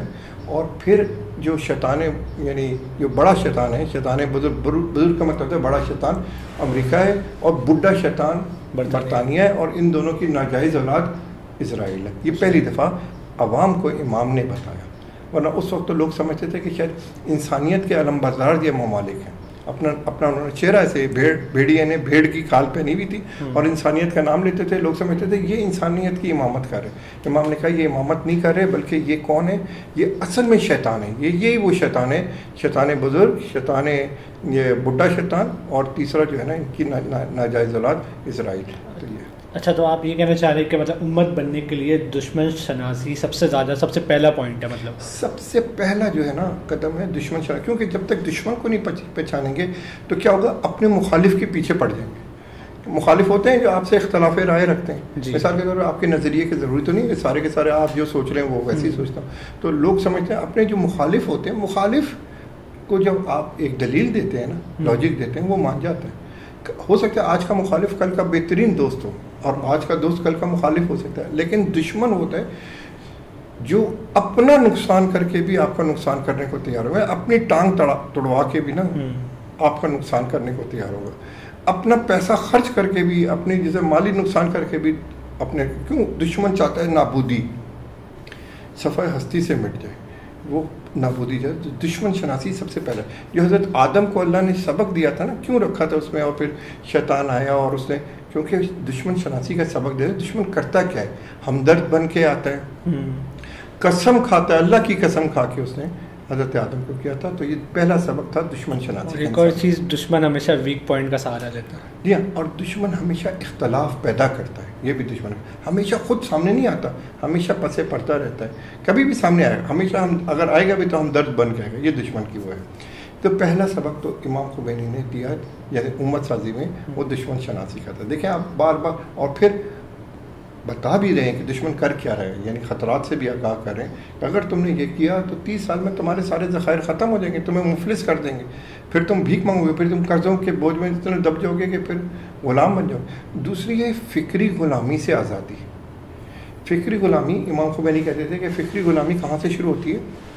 کہ جہاں سے نا بات شروع ہوتی ہے نا کہ ہم اسکول میں پڑھتے ہیں Jack and Jill went up the hill. امام خمینی کہتے تھے کہ یہ جو جیک اینڈ میری کی کہانی بچوں کو پڑھائی جاتی ہے، اور ایک خوبصورت سی تصویر ہے، 2 بچے ہیں، پھولوں کی وادی ہے، اور اس وادی میں جناب ہاتھ میں ہاتھ ڈال کے جا رہے ہیں. تو وہاں سے کہتے ہیں فکری غلامی شروع ہوتی ہے. کیا ہوتا ہے کہ جو بچے ہیں جب اس کو دیکھتے ہیں کہتے ہیں اصل جنت تو یہ ہے، ہم تو جہنم میں رہ رہے ہیں. یعنی وہ جو فکری غلام ہوتا ہے وہ بغیر اجرت کے بھی کام کرنے کے لیے ان کے لیے تیار ہوتا ہے. مجھے یاد ہے کہ یہاں پہ جب برطانوی ملکہ آئی تھی، یہاں پہ گورا قبرستان جو پنڈی میں، تو ہمارے ایک بہت بڑے جو ہے نا گورنمنٹ کے وہ تھے، منسٹر تھے، انہوں نے ملکہ کو خطاب کیا اور جا کے کہا کہ we are still your royal subject, یعنی ابھی بھی ہم آپ کے غلام ہیں. کیوں؟ کیونکہ وہ فکری غلامی اتنی آسانی سے ختم نہیں ہوتی. یہ جو بہت سارے کام ہوتے ہیں نا انسان فکری، اور امام نے ان کو فکری غلامی سے نکالا کہ تم نکلو، یعنی خامخواہ ان سے مروب نہ ہو، ان کا ظاہر دیکھ کے مروب نہ ہو. قرآن میں کہا ہے کہ ان کی یہ کس طرح کے ہیں، یہ جیسے لکڑی ہوتے ہیں، شو پیس ہوتے ہیں نا، یہ شو پیس کی طرح ہے. ذرا سا کوئی ہلکا سا دھماکہ بھی ہوگا نا تو فوراً یہ جو ہے دم دبا کے بھاگیں گے. اور جو تیسری چیز تھی نا، وہ یہ امام نے کہا وہ ہے خود انحصاری، اپنے اوپر بھروسہ، اللہ کے اوپر بھروسہ، اپنی راہ کے اوپر بھروسہ. یعنی یہ بہت بڑی بات ہوتی ہے کہ اپنی صلاحیتوں کے اوپر، جس طرح بار بار ان کو بتایا جا رہا ہے، تلقین کی جا رہی ہے کہ آپ کے اگر آپ نے یہ اپنے ذخائر دے دیے، جیسے پرائم منسٹر کہہ رہا ہے جو کہ برطانیہ کی مدد سے آیا تھا، وہ کیا کہہ رہا ہے؟ بار بار یہ کہہ رہا ہے کہ اگر آپ نے تیل کے کنوؤں کو آزاد کروا دیا تو پھر ہماری انڈسٹریاں بند ہو جائیں گی، تیل کے کارخانے بند ہو جائیں گے. کیوں؟ ہم یہ کام نہیں کر سکتے. جبکہ انہوں نے کر کے دکھایا بعد میں کہ وہ ساری چیزیں خود بھی کر سکتے تھے. تو ان کو یہ ذہن میں بار بار ڈالنا کہ تم کوئی کام بھی خود نہیں کر سکتے. جیسے پاکستان کو کہتے ہیں مثال کے طور پہ کہ جی اگر نہیں آئی باہر کی امداد نہیں آئی تو ہماری سب چیزیں بند ہو جائیں. نہیں، خود انحصاری جو ہے نا سب سے بڑی چیز ہے. اور آج آپ کے سامنے ہی ہے، انقلاب کے بعد ہر روز دن دگنی اور رات چگنی ترقی کر رہا ہے، بلکہ ہر شعبے میں آگے گیا کہ نہیں گیا ہے نا.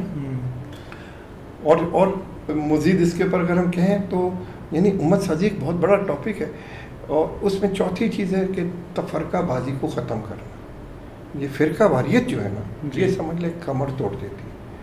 یہ ایسی چیز ہے کہ یعنی امت کے مقابلے میں جو لفظ ہے نا وہ ہے فرقہ۔ قرآن میں جو امت کے مقابلے میں لفظ ہے وہ فرقہ ہے، وہ قوم ہے، وہ قبیلہ ہے۔ یہ امت کے پارٹی بازی ہے، یعنی جو ہے نا حزب، یہ امت کے مقابلے میں لفظ ہے۔ جماعت، یہ امت کے مقابلے کے لفظ ہے۔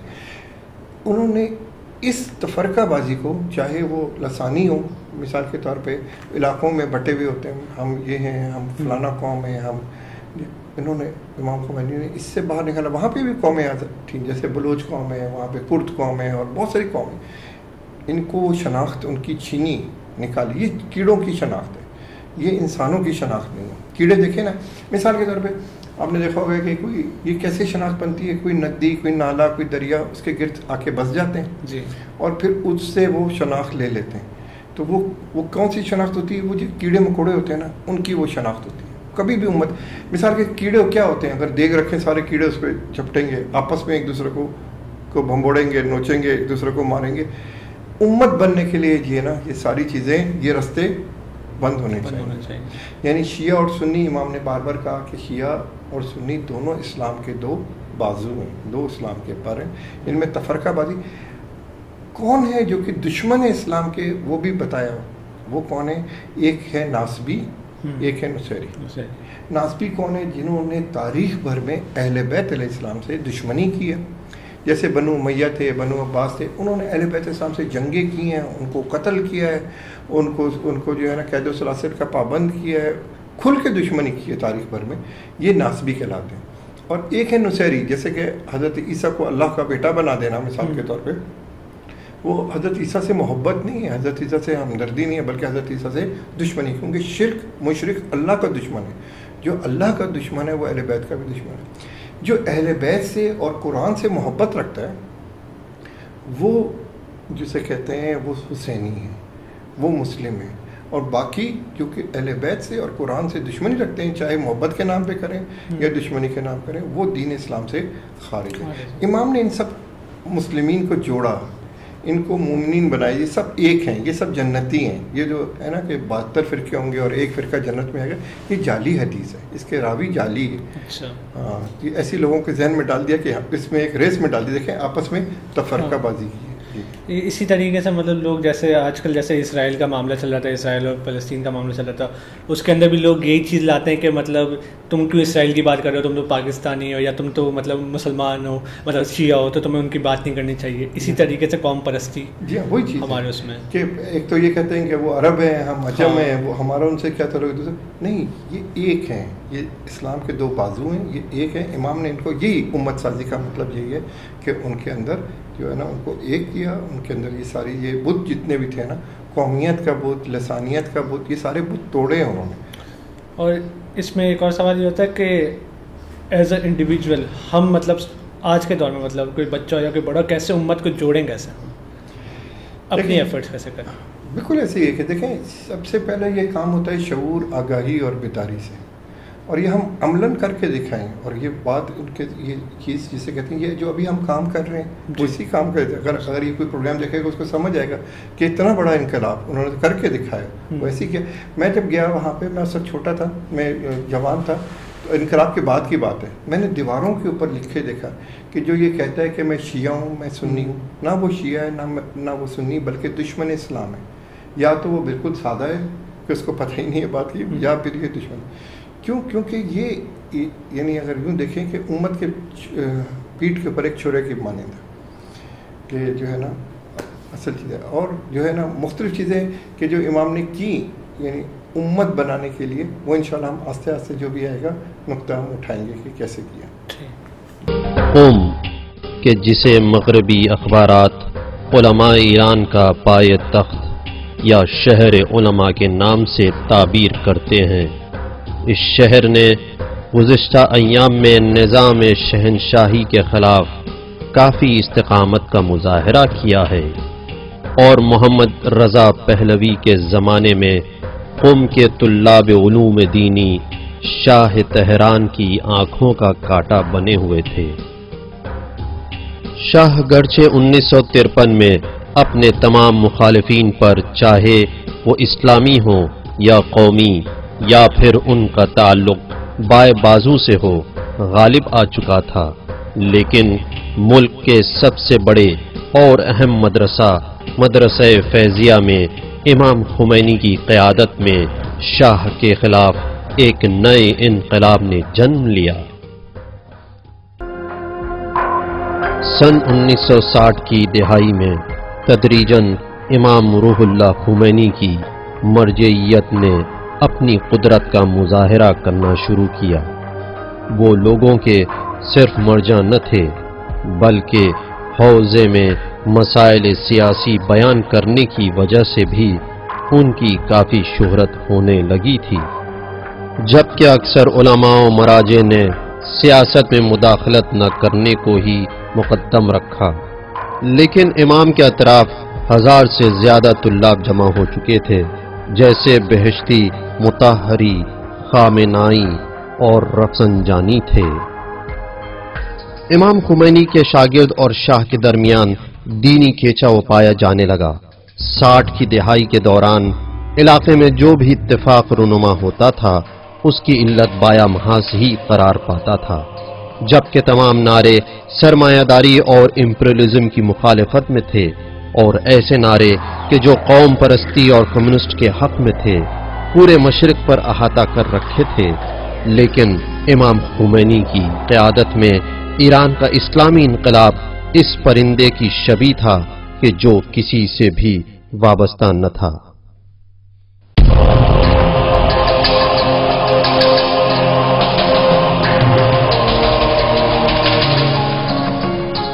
سن 1953 کی بغاوت اور ڈاکٹر مصدق کے معزول ہونے کے بعد ایران کے منصوبے میں تحول آیا، اور 1961 تک محمد رضا پہلوی نے ایران کی خارجی سیاست کو بدل ڈالا۔ اس نے نئے معاہدے کیے اور اپنے ملک کو روس کی مخالفت میں امریکیوں کا ایک محکم اڈا بنا دیا۔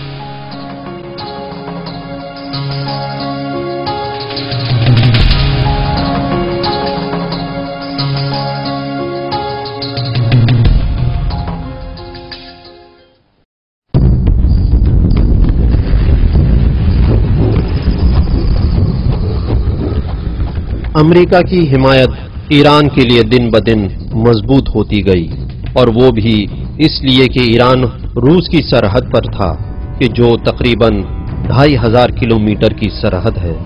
اس کے علاوہ خود ایران میں تیل کے ذخائر موجود تھے، اور اس کے اطراف میں پائے جانے والے خلیجی ممالک کے جہاں تیل کے بڑے بڑے ذخائر تھے، سب ایران کی سرحد سے ملے ہوئے تھے۔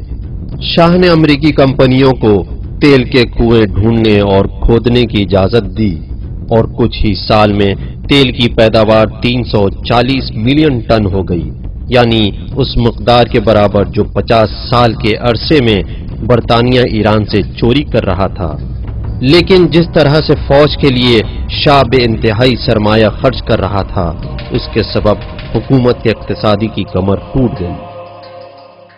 اگر سخت دل بازی نفت ما را به غیر بدن بعد از 30 سال چند سال دیگه تمام میشد، اون روزی که نه ملت ما نفت دارد نه زراعت دارد، اگر این آدم باقی باشه بعد از 30 سال دیگه یک ملت جدا، الان نصف ملت جداست، اون وقت تمام ملت جدا خواهد شد. بسیانه هیچی نداره. این اگر مفلسش بگید آقا تمام حیثیات مادی معنوی شما را از بین میبره۔ سن 1956 میں ایران بغداد کے معاہدے میں شریک ہوا، اور عربی اتحاد کے نام پر جمال عبد الناصر اور شاہ نے جلد بازی میں اسرائیل سے تعلقات بنائے۔ لوگوں کی مخالفت کے ڈر سے شاہ نے ان تعلقات کو پوشیدہ رکھا۔ اس کے نتائج اور فوائد شاہ کے لیے اس طرح ظاہر ہونا شروع ہوئے کہ ملک کی امنیت کے نام پر موساد کی مدد سے ساواک نامی ایجنسی بنی، جس میں موساد اور امریکہ کی CIA کے افسر تربیت دیتے تھے۔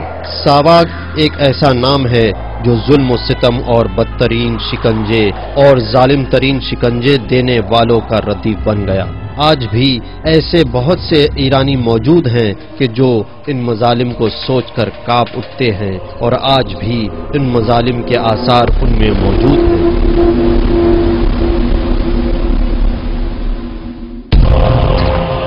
شاہ نے اس پر بھی اکتفا نہ کیا اور 1958 میں ایران نے واشنگٹن کے ساتھ فوجی معاہدہ کیا کہ جو بھی ایران کے ساتھ جنگ کرے گا امریکہ اس میں مداخلت کرے گا اور جنگ میں شامل ہو جائے گا۔ اس معاہدے کے تحت امریکہ نے سن 1970 تک تقریباً 70,000 اپنے فوجی ایران میں تعینات کر دیے تھے، اور ساتھ ہی خلیجی ممالک میں ایران اپنی تھانے داری جتانے کے لیے امریکہ سے بڑے بڑے فوجی معاہدے کرنے لگا۔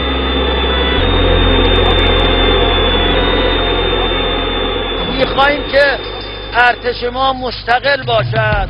آقای ارتش بود شما نمیخوایی؟ شما نمیخوای مستقل باشی؟ آقای سرلشکر شما نمیخوای مستقل باشی؟ شما میخوای نوکر باشی؟ من به شما نصیحت میکنم که بیایید در آغوش ملت همون که ملت میگه بگید ما باید مستقل باشیم. ملت میگه ارتش باید مستقل باشد، ارتش نباید زیر فرمان مستشارهای امریکا و اجنبی باشد. شما بیایید، ما برای خاطر شما این حرفا میزنیم، شما بیاید برای خاطر خودتون این حرفا بزنید، بگید ما میخوایم مستقل باشیم، ما نمیخوایم این مستشارها باشن.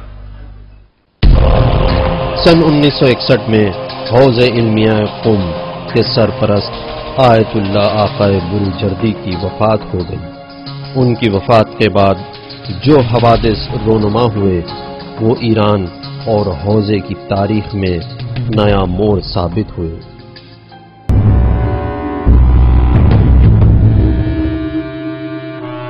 محمد رضا شاہ سوچ رہا تھا کہ آقا بروجردی کی وفات کے بعد حوضے کی قدرت ختم ہو جائے گی اور خود اس کی طاقت بڑھ جائے گی، اور وہ اسی طرح حوضے کو بھی برباد کر دے گا جس طرح اس نے مصدق، کاشانی اور نواب صفوی کو راستے سے ہٹا دیا تھا۔ جب آیت اللہ العظمی بروجردی کا انتقال ہوا تو شاہ قم آیا۔ حضرت معصومہ قم کے روضے پر ایک مفصل تقریر کی جس میں اس نے بہت سی باتیں بیان کی۔ ان باتوں میں سے ایک بات یہ بھی تھی کہ ایک غیر ذمہ دار انسان ہمارے امور میں رکاوٹ بنا ہوا تھا، لہذا جس کی بنا پر اپنے باپ کے ارمان کو میں پورا نہ کر سکا، یعنی ایک غیر ذمہ دار انسان ہمارے باپ کے ارمان کو پورا کرنے میں رکاوٹ بنا ہوا تھا۔ اس کا اشارہ صاف تھا آیت اللہ بروجردی کی جانب۔ آج وہ رکاوٹ میرے نظروں سے دور ہو چکی ہے، اب میں اپنے باپ کے ارمانوں کو پورا کروں گا۔ آیت اللہ بروجردی کی وفات کے بعد شاہ نے نجف میں آیت اللہ سید محسن الحکیم کو ایک ٹیلی گرام بھیجا اور ان سے اپنی عقیدت کا اظہار کیا۔ حکیم ایسے نہیں تھے کہ ایران کے امور میں مداخلت کریں، لیکن شاہ اس اظہار عقیدت کے بہانے یہ بتانا چاہتا تھا کہ اس کی نظر میں دینی مرجعیت مرحوم بروجردی کے بعد نجف میں منتقل ہو گئی ہے، اور اس کا مقصد حوض علمیہ قم کی مرجعیت کو نقصان پہنچانا تھا کہ جو گل پیگانی، خمینی، مراشی، نجفی اور شریعت مداری جیسے مراجع کی صورت میں تجلی کر رہی تھی۔ مرحوم بروجردی کی وفات کے ایک سال بعد شاہ نے شہر کے الیکشن کے قانون میں تبدیلی کی اور ووٹ ڈالنے والے اور نمائندے کے لیے مسلمان ہونے کی شرط کو ہٹا دیا۔ اسی طرح قرآن مجید کی قسم کھانے کو بھی ہٹا دیا اور اس کی جگہ آسمانی کتابوں کی قسم کھانے کو طے کیا۔ اسی طرح عورتوں کو بھی الیکشن میں کھڑے ہونے کا حق دے دیا۔ امام نے مراجع کرام کو حوضے کے سابق سرپرست آیت اللہ حائری یزدی کے فرزند کے مکان پر ایک تقریب میں بلایا۔ قم کے سارے مراجع اس جلسے میں شریک تھے۔ شاہ یہ سوچ رہا تھا کہ نئے قوانین کی یہ تبدیلی بالخصوص عورتوں کے الیکشن میں کھڑے ہونے کے قانون کے سبب مراجع اور لوگوں کے درمیان اختلاف ہو جائے گا، لیکن مراجع نے مسلمان ہونا ضروری سمجھا تاکہ کوئی بہائی پارلیمنٹ یا حکومت میں منتخب ہو کر نہ آئے۔ اس قیام میں اہم نقطہ یہ ہے کہ یہ قیام انقلاب اسلامی اور انقلاب کی کامیابی کے سلسلے اور اس کی پہلی بار روحانی قیادت میں جس کی مرکزیت امام خمینی کے ہاتھوں میں تھی، عوام اور حوض علمیہ قم کے روحانی اس بات میں کامیاب ہو گئے کہ شاہ کو اس قانونی تبدیلی سے روک دے۔ کیا علماء علمی ترقی کو روکنا چاہتے تھے؟ کیا تم یہ چاہتے تھے کہ مدرسے اور فنی مراکز بناؤ اور علماء اجازت نہیں دے رہے تھے اور تمہاری مخالفت کر رہے تھے؟ کیا تم چاہتے تھے کہ ایک کارخانے کے اوزار اپنے ملک میں وارد کرو اور علماء تمہیں روک رہے تھے؟ کیا تم ہوائی اڈہ بیڑا بنانا چاہتے تھے کہ آسمان میں پرواز کرو اور علماء نے کہا ہو کہ ایسا نہ کرو؟ ہم کہتے ہیں کہ عورتوں کو برائی کی جگہ نہ لے جاؤ۔ ہمارے پچھلے 20 سال بے پردگی اور عریانی میں گزر گئے۔ غور کرو کہ کیا بلا ہے جو ہمارے سر پر آ رہی ہے۔ بس کرو، ان سب کو ختم کرو اور ہمیں ہمارے حال پر چھوڑ دو۔ اپنے ہاتھوں کو قرآن سے اور خدا کے دین سے اٹھا لو اور بنیادی قوانین کو جھوٹی ترقی اور پیش رفت کے نام پر تبدیل نہ کرو۔ شاہ نے فوراً ہی جواب دیا اور یہیں سے مراجع کے لیے ان کی تقریروں کا آغاز ہوا، اور وہ بھی حجت الاسلام کے القاب سے، اور اس لفظ کو عمدن اس نے استعمال کیا تاکہ لفظ آیت اللہ کہ جو زبان ضد عام ہے اس کو ختم کرا دے، اور آخر میں ان کے لیے دعا کی کہ انہیں عوام کی ہدایت کرنے کی توفیق عطا ہو، اور اس طرح سے انہیں سمجھانا چاہا کہ ان کا فریضہ فقہی ہے اور وہ لوگ سیاسی امور میں مداخلت نہ کریں۔ امام نے فوراً اپنے شاگردوں کو حکم دیا کہ ایک کمیٹی بنائیں تاکہ مظاہروں کو منظم کر سکیں اور پوسٹروں کو نشر کریں، اور امام نے اپنے شاگردوں سے کہا کہ وہ شاہ کا خط لوگوں میں عام کر دیں۔ امام کے شاگردوں کی تعداد 1100 سے زیادہ تھی۔ وہ خوب جانتے تھے کہ کیسے ان لوگوں کو کام دیا جا سکتا ہے اور ان کے وظائف کو کیسے ان کے درمیان بانٹا جا سکتا ہے۔ شاہ کا خط علماء اور حوزے کی توہین کے نام سے منتشر کیا گیا، اور کچھ ہی دیر میں ایران کی سڑکیں شاہ کے خلاف بھپری ہوئی عوام سے بھر گئیں۔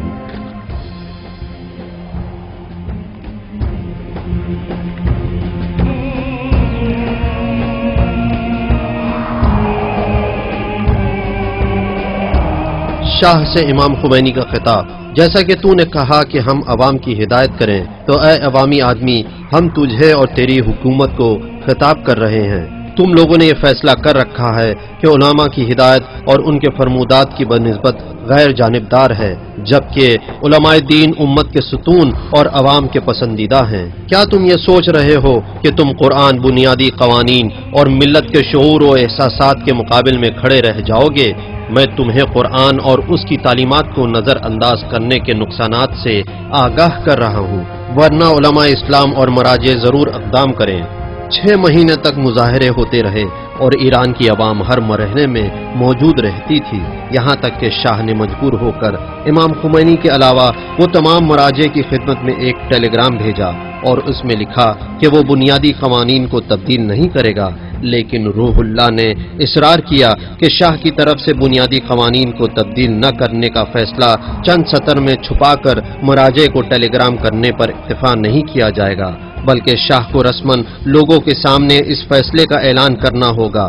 شاہ نے مجبور ہو کر امام کی بات مان لی اور ملک کے کثیر الاشاعت اخبار میں اس بات کا اعلان کیا۔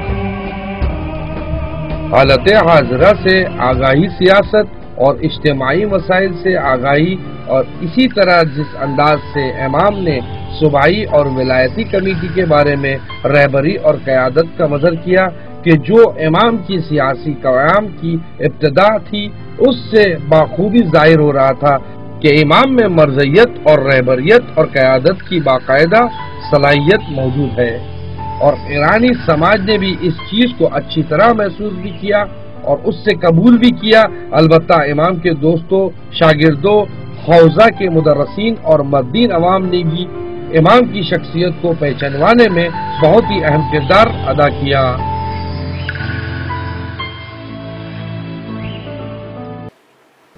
جی دوستوں، آپ نے دیکھا کہ شاہ نے جب امریکہ کے ساتھ تعلقات بڑھائے تو پھر اب یہ ایک ریفارمز لے کے آنا چاہ رہے اور وہ ترقی کے نام پر، اور اس نے جو ہے علماء کی اہانت شروع کر دی اور یہ کہا کہ جو ہے اب تک کی ترقی میں سب سے زیادہ رکاوٹ ایک غیر ذمہ دار شخص یعنی حضرت آیت اللہ بروجردی کو وہ کہہ رہے جو کہ اس وقت یعنی مرجع تھے، متفقہ طور پہ تشیع کے مرجع تھے، ان کے لیے یہ گستاخانہ القابات استعمال کر رہے ہیں اور لوگوں کو یہ بتا رہے ہیں کہ ترقی ہماری ترقی کی راہ میں سب سے بڑی رکاوٹ دین ہے۔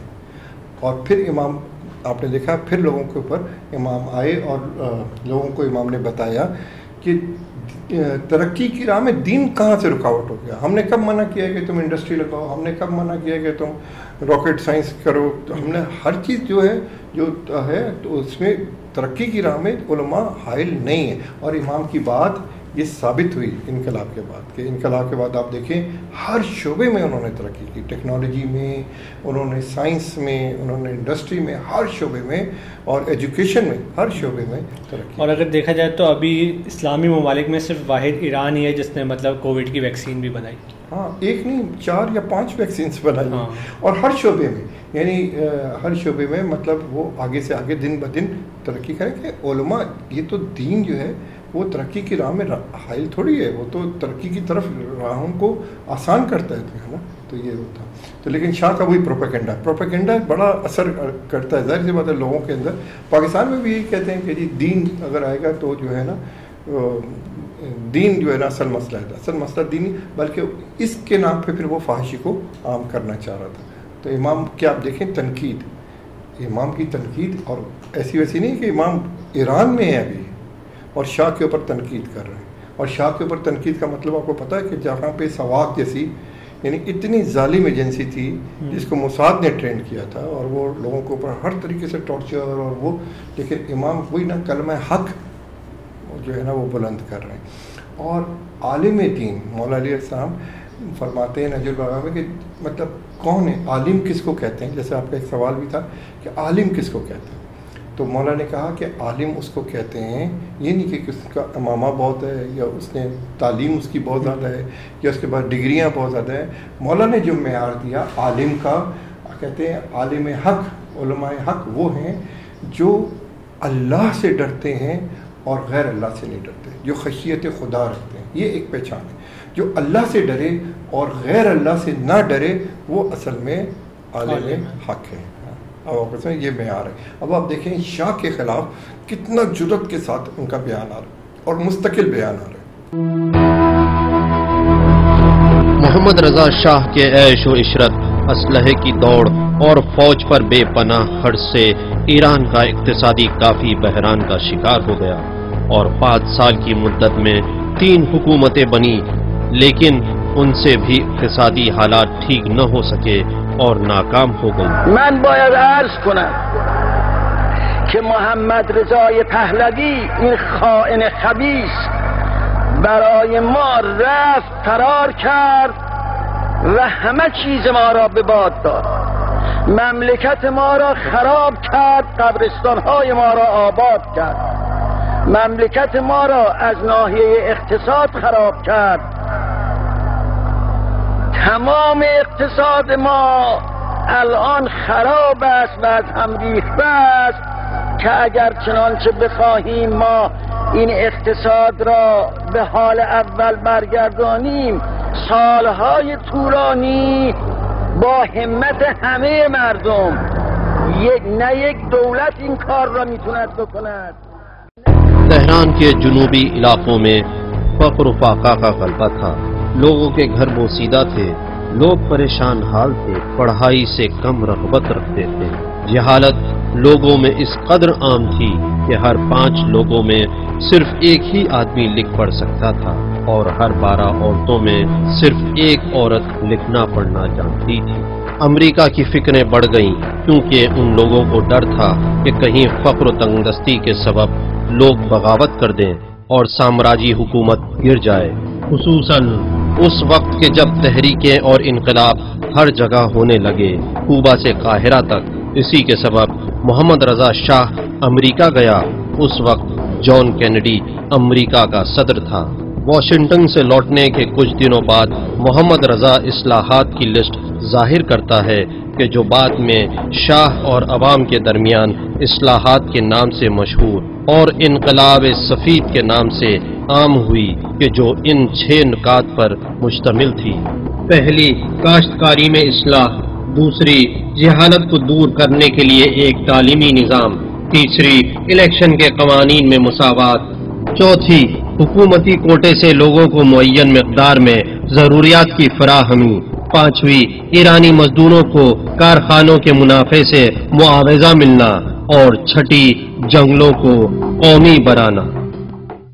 خدا می‌داند اون روزی که من عکس این محمد رضا را دیدم در روزنامه ها، اینجا در مجله بود چیزی که در امریکا مقابل یکی از چیزای ریاست جمهورای اونها ایستاده بود مثل یک بچه‌ای و او عینکش را برداشته بود و به روی اون نگاه هم نمی‌کرد، اینطور نگاه می‌کرد و اینطوری ایستاده بود. خدا می‌داند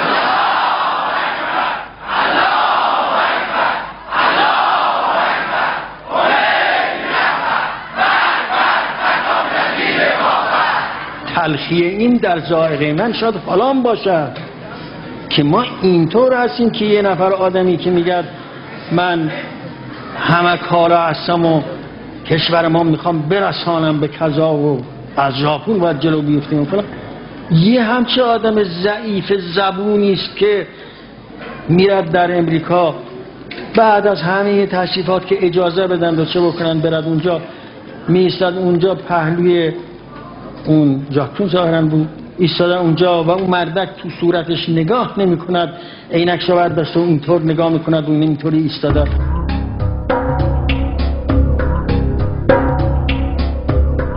شاہ نے اپنے سفید انقلاب کے سلسلے میں بہت تبلیغ کی اور خود ٹریکٹر پر سوار ہوا اور کسانوں کو زمین کے 10 کاغذات دیے۔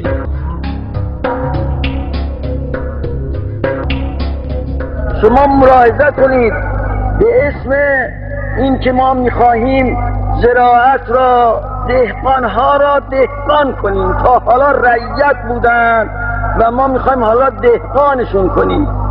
اصلاحات ارضی درست کردن، اصلاحات ارضیشون بعد از این مدت طولانی به اینجا منتهی شد که به کلی دهقانی از بین رفت، به کلی زراعت ما از بین رفت و الان شما در همه چیز محتاجی است به خارج.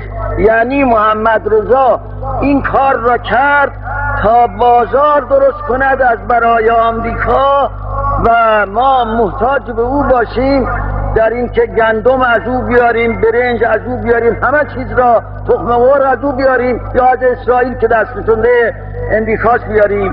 بنابراین کارهایی که این آدم کرده به عنوان اصلاح، این کارها خودش افساد بوده است. قضیه اصلاحات ارضی یک لطمه‌ای بر مملکت ما وارد کرده است که تا شاید 20 سال دیگه ما نتوانیم این را جبرانش بکنیم.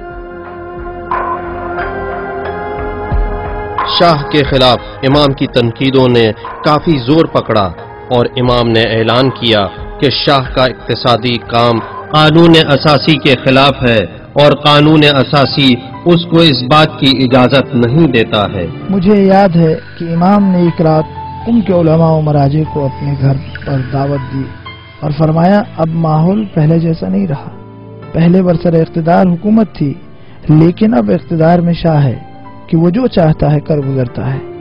اگر آپ چاہتے ہیں کہ اس کے خلاف یہ تحریک جاری رہے کہ جسے ضرور جاری رہنا چاہیے تو اس کے لیے استقامت چاہیے، ہمت چاہیے۔ مجھے اچھی طرح یاد ہے کہ جب علماء نے وعدہ کیا تھا اور ان سے عہد لیا گیا تھا کہ جب شاہ کے خلاف مقابلہ کرنا ہے تو اس کے لیے استقامت اور ثابت قدم رہنا ہوگا اور اس تحریک کو ادھورا نہیں چھوڑنا ہوگا۔ حوض علمیہ قم نے فتویٰ دیا کہ شاہ کا کام دستور العمل اور اسلام کے قوانین کے خلاف ہے۔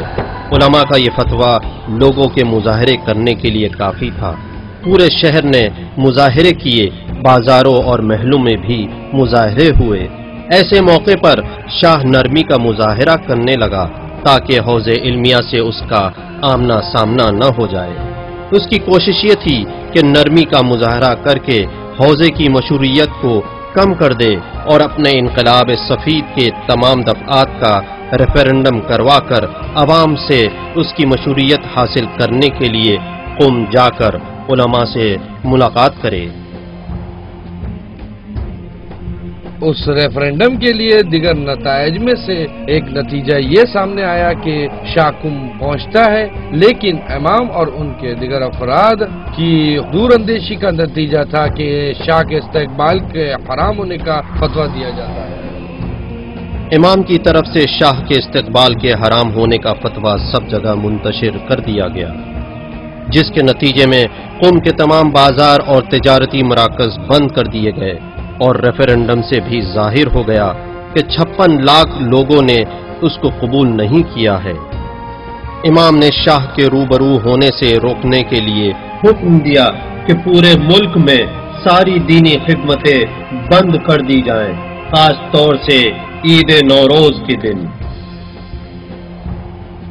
اور لوگ شاہ کے خلاف اٹھ کھڑے ہوئے، جبکہ شاہ نے اس تحریک کو روکنے کے لیے بہت سے علماء کو گرفتار بھی کیا تاکہ علماء اس تحریک کو جاری نہ رکھیں۔ شاہ نے اس بار شدت دکھائی اور حکم دیا کہ فوج مدرسہ فیضیہ کے اندر داخل ہو جائے۔ طے پایا تھا کہ اس دن اتفاقاً جس دن مدرسہ فیضیہ کا حادثہ پیش آیا، اسی دن ہم لوگ امام خمینی کے گھر اکٹھا ہونے والے تھے۔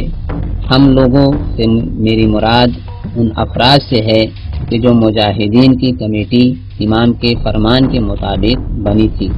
میں تھا، مرحوم حاج مہدی عراقی، آقا حاج کاظم کہ جن کا حال ہی میں انتقال ہوا ہے، یہ بھی تھے اور کچھ دوسرے لوگ بھی تھے۔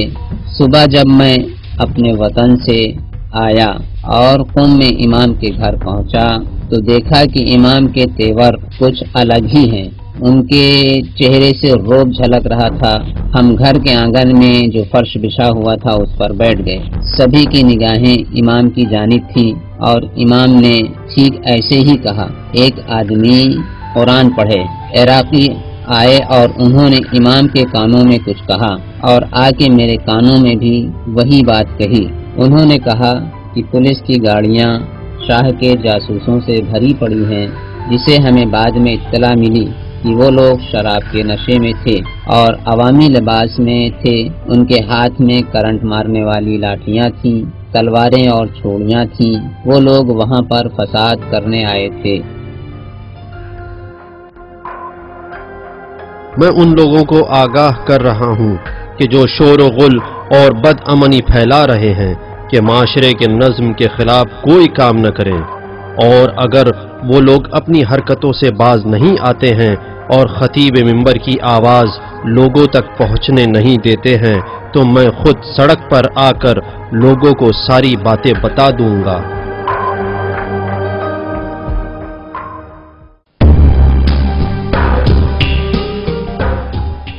ساواک کے نمائندے امام کا گھر چھوڑ کر چلے گئے اور دوبارہ پلٹ کر نہیں آئے، لیکن اسی رات یعنی 2 مارچ 1963 کو فوجی گاڑیاں فیضیہ کے اطراف میں آ کر جمع ہو جاتی ہیں اور پوری طرح ہتھیاروں سے لیس فوج مدرسہ فیضیہ کا محاصرہ کر لیتی ہے۔ فیضیہ کے اندر لوگوں کا اجتماع تھا اور حضرت آیت اللہ گل پیگانی بھی موجود تھے۔ فوجی مدرسے کے اندر گھس کر جاوید شاہ کے نعرے لگانے لگے۔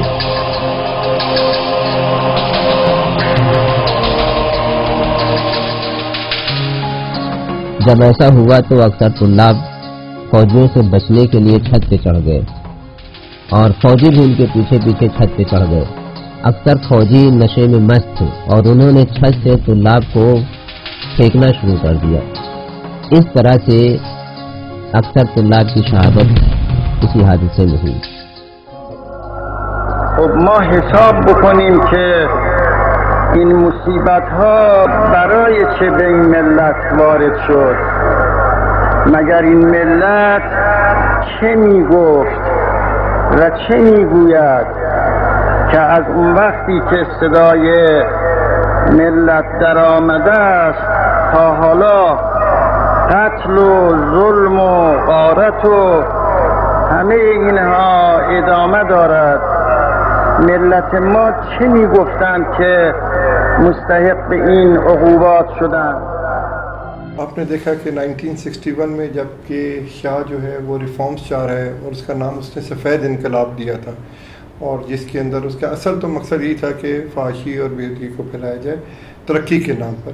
تو اس پہ جب امام نے بھرپور جب تنقید کی اور لوگ سڑکوں پہ آئے، احتجاج ہوا، تو اس کے جسے کہتے ہیں نا ریئیکشن میں پھر اس نے کیا کیا کہ جو حوزہ تھا، حوزہ فیضیہ، یہاں پر غالباً 1000 کے قریب طلاب تھے، اس نے اپنے فوجیوں کو وہاں پہ بھیجا جو کہ نشہ میں دھت تھے، اور انہوں نے بیشتر جو وہاں پہ جو طلاب تھے وہ چھتوں پہ چلے گئے تھے، تو انہوں نے چھتوں سے ان کو جو ہے نا زمین کے اوپر پھینکا، اور زیادہ تر کی شہادت اس طرح ہوتی ہے۔ تو اب امام پھر جاتے ہیں اور جو ہے نا اب پروٹیسٹ کرتے ہیں، اور آپ دیکھیں شاہ کی جو ہے نا اس پالیسی کے اوپر تنقید کرتے ہیں۔ یہ 1960 61 اور 62 کا واقعہ ہے۔ اب یعنی آپ کو یہ معلوم ہے نا کہ آیت اللہ بروجردی کے بعد اب جو مدیر اعلیٰ ہیں یعنی جو پرنسپل ہیں وہ امام خمینی ہیں۔ بالکل۔ اب ایک بہت بڑا واقعہ ہوتا ہے اس کے بعد، اور وہ کیا ہوتا ہے کہ 1963 میں شاہ کیا کرتا ہے کہ اسرائیل کو تسلیم کرتا ہے اور اس کی ایمبیسی کو تہران میں کھولنے کی اجازت دے دیتا ہے، جس کے بعد سے اب کام تیز ہو جاتا ہے، شروع ہو جاتا ہے۔ اب دیکھیے آگے کیا ہوتا ہے۔ جی، میں نے اپنے جسم اور سینے کو تمہارے نیزوں کے لیے تیار کر رکھا ہے، اور ہرگز تمہاری طاقت اور زبردستی اور تمہارے کہنے پر انشاءاللہ پیچھے نہیں ہٹوں گا۔ میں اسلام اور عوام کے فائدے کے خلاف کسی بھی کام پر خاموش نہیں رہوں گا، اور جب تک میرے ہاتھ میں قلم ہے فتوے اور بیانات دیتا رہوں گا، اور آخر عمر تک تم سے جنگ کرتا رہوں گا۔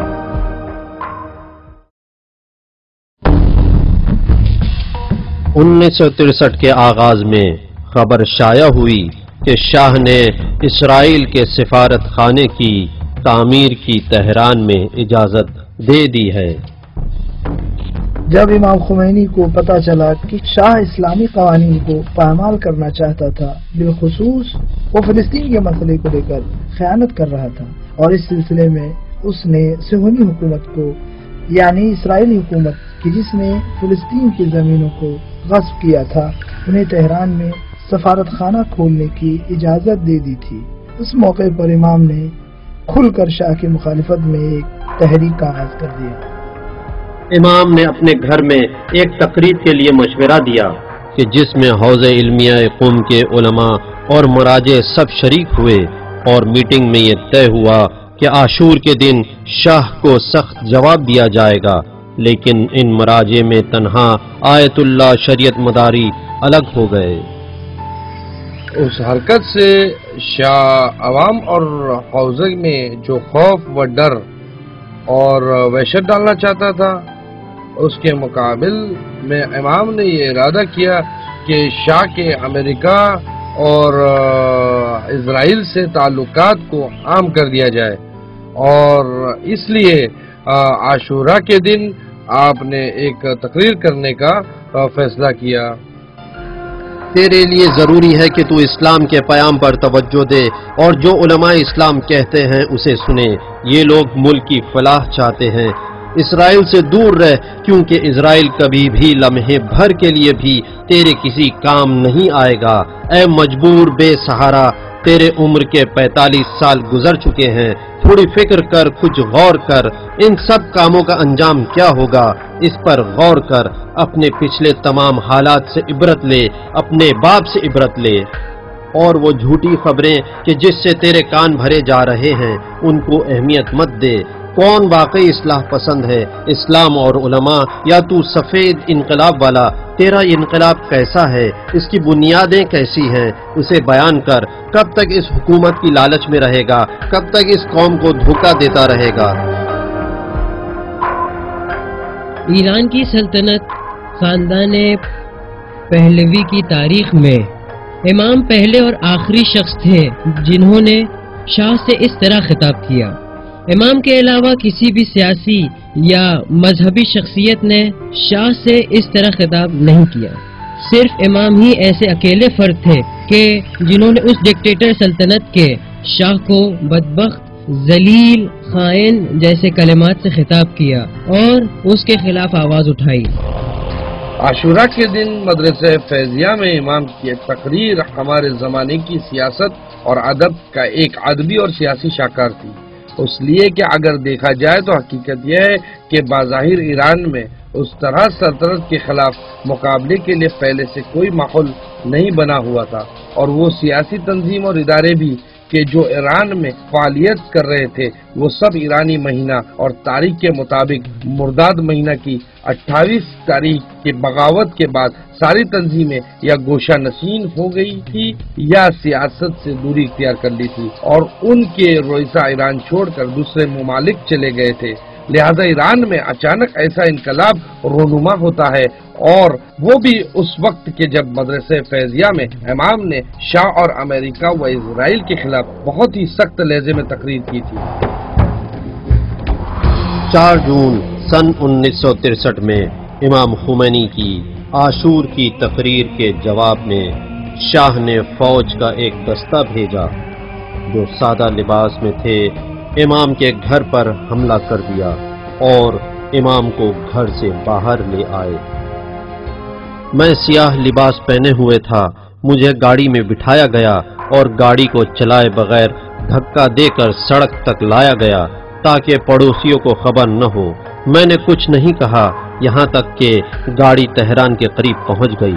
ریفائنری سے اٹھتے ہوئے شعلے دیکھے تو میں نے کہا کہ ہم سب اس تیل کے فدا ہو گئے ہیں اور اسی تیل کی خاطر ہمارے پاس جو کچھ ہے سب کچھ لے جا رہے ہیں۔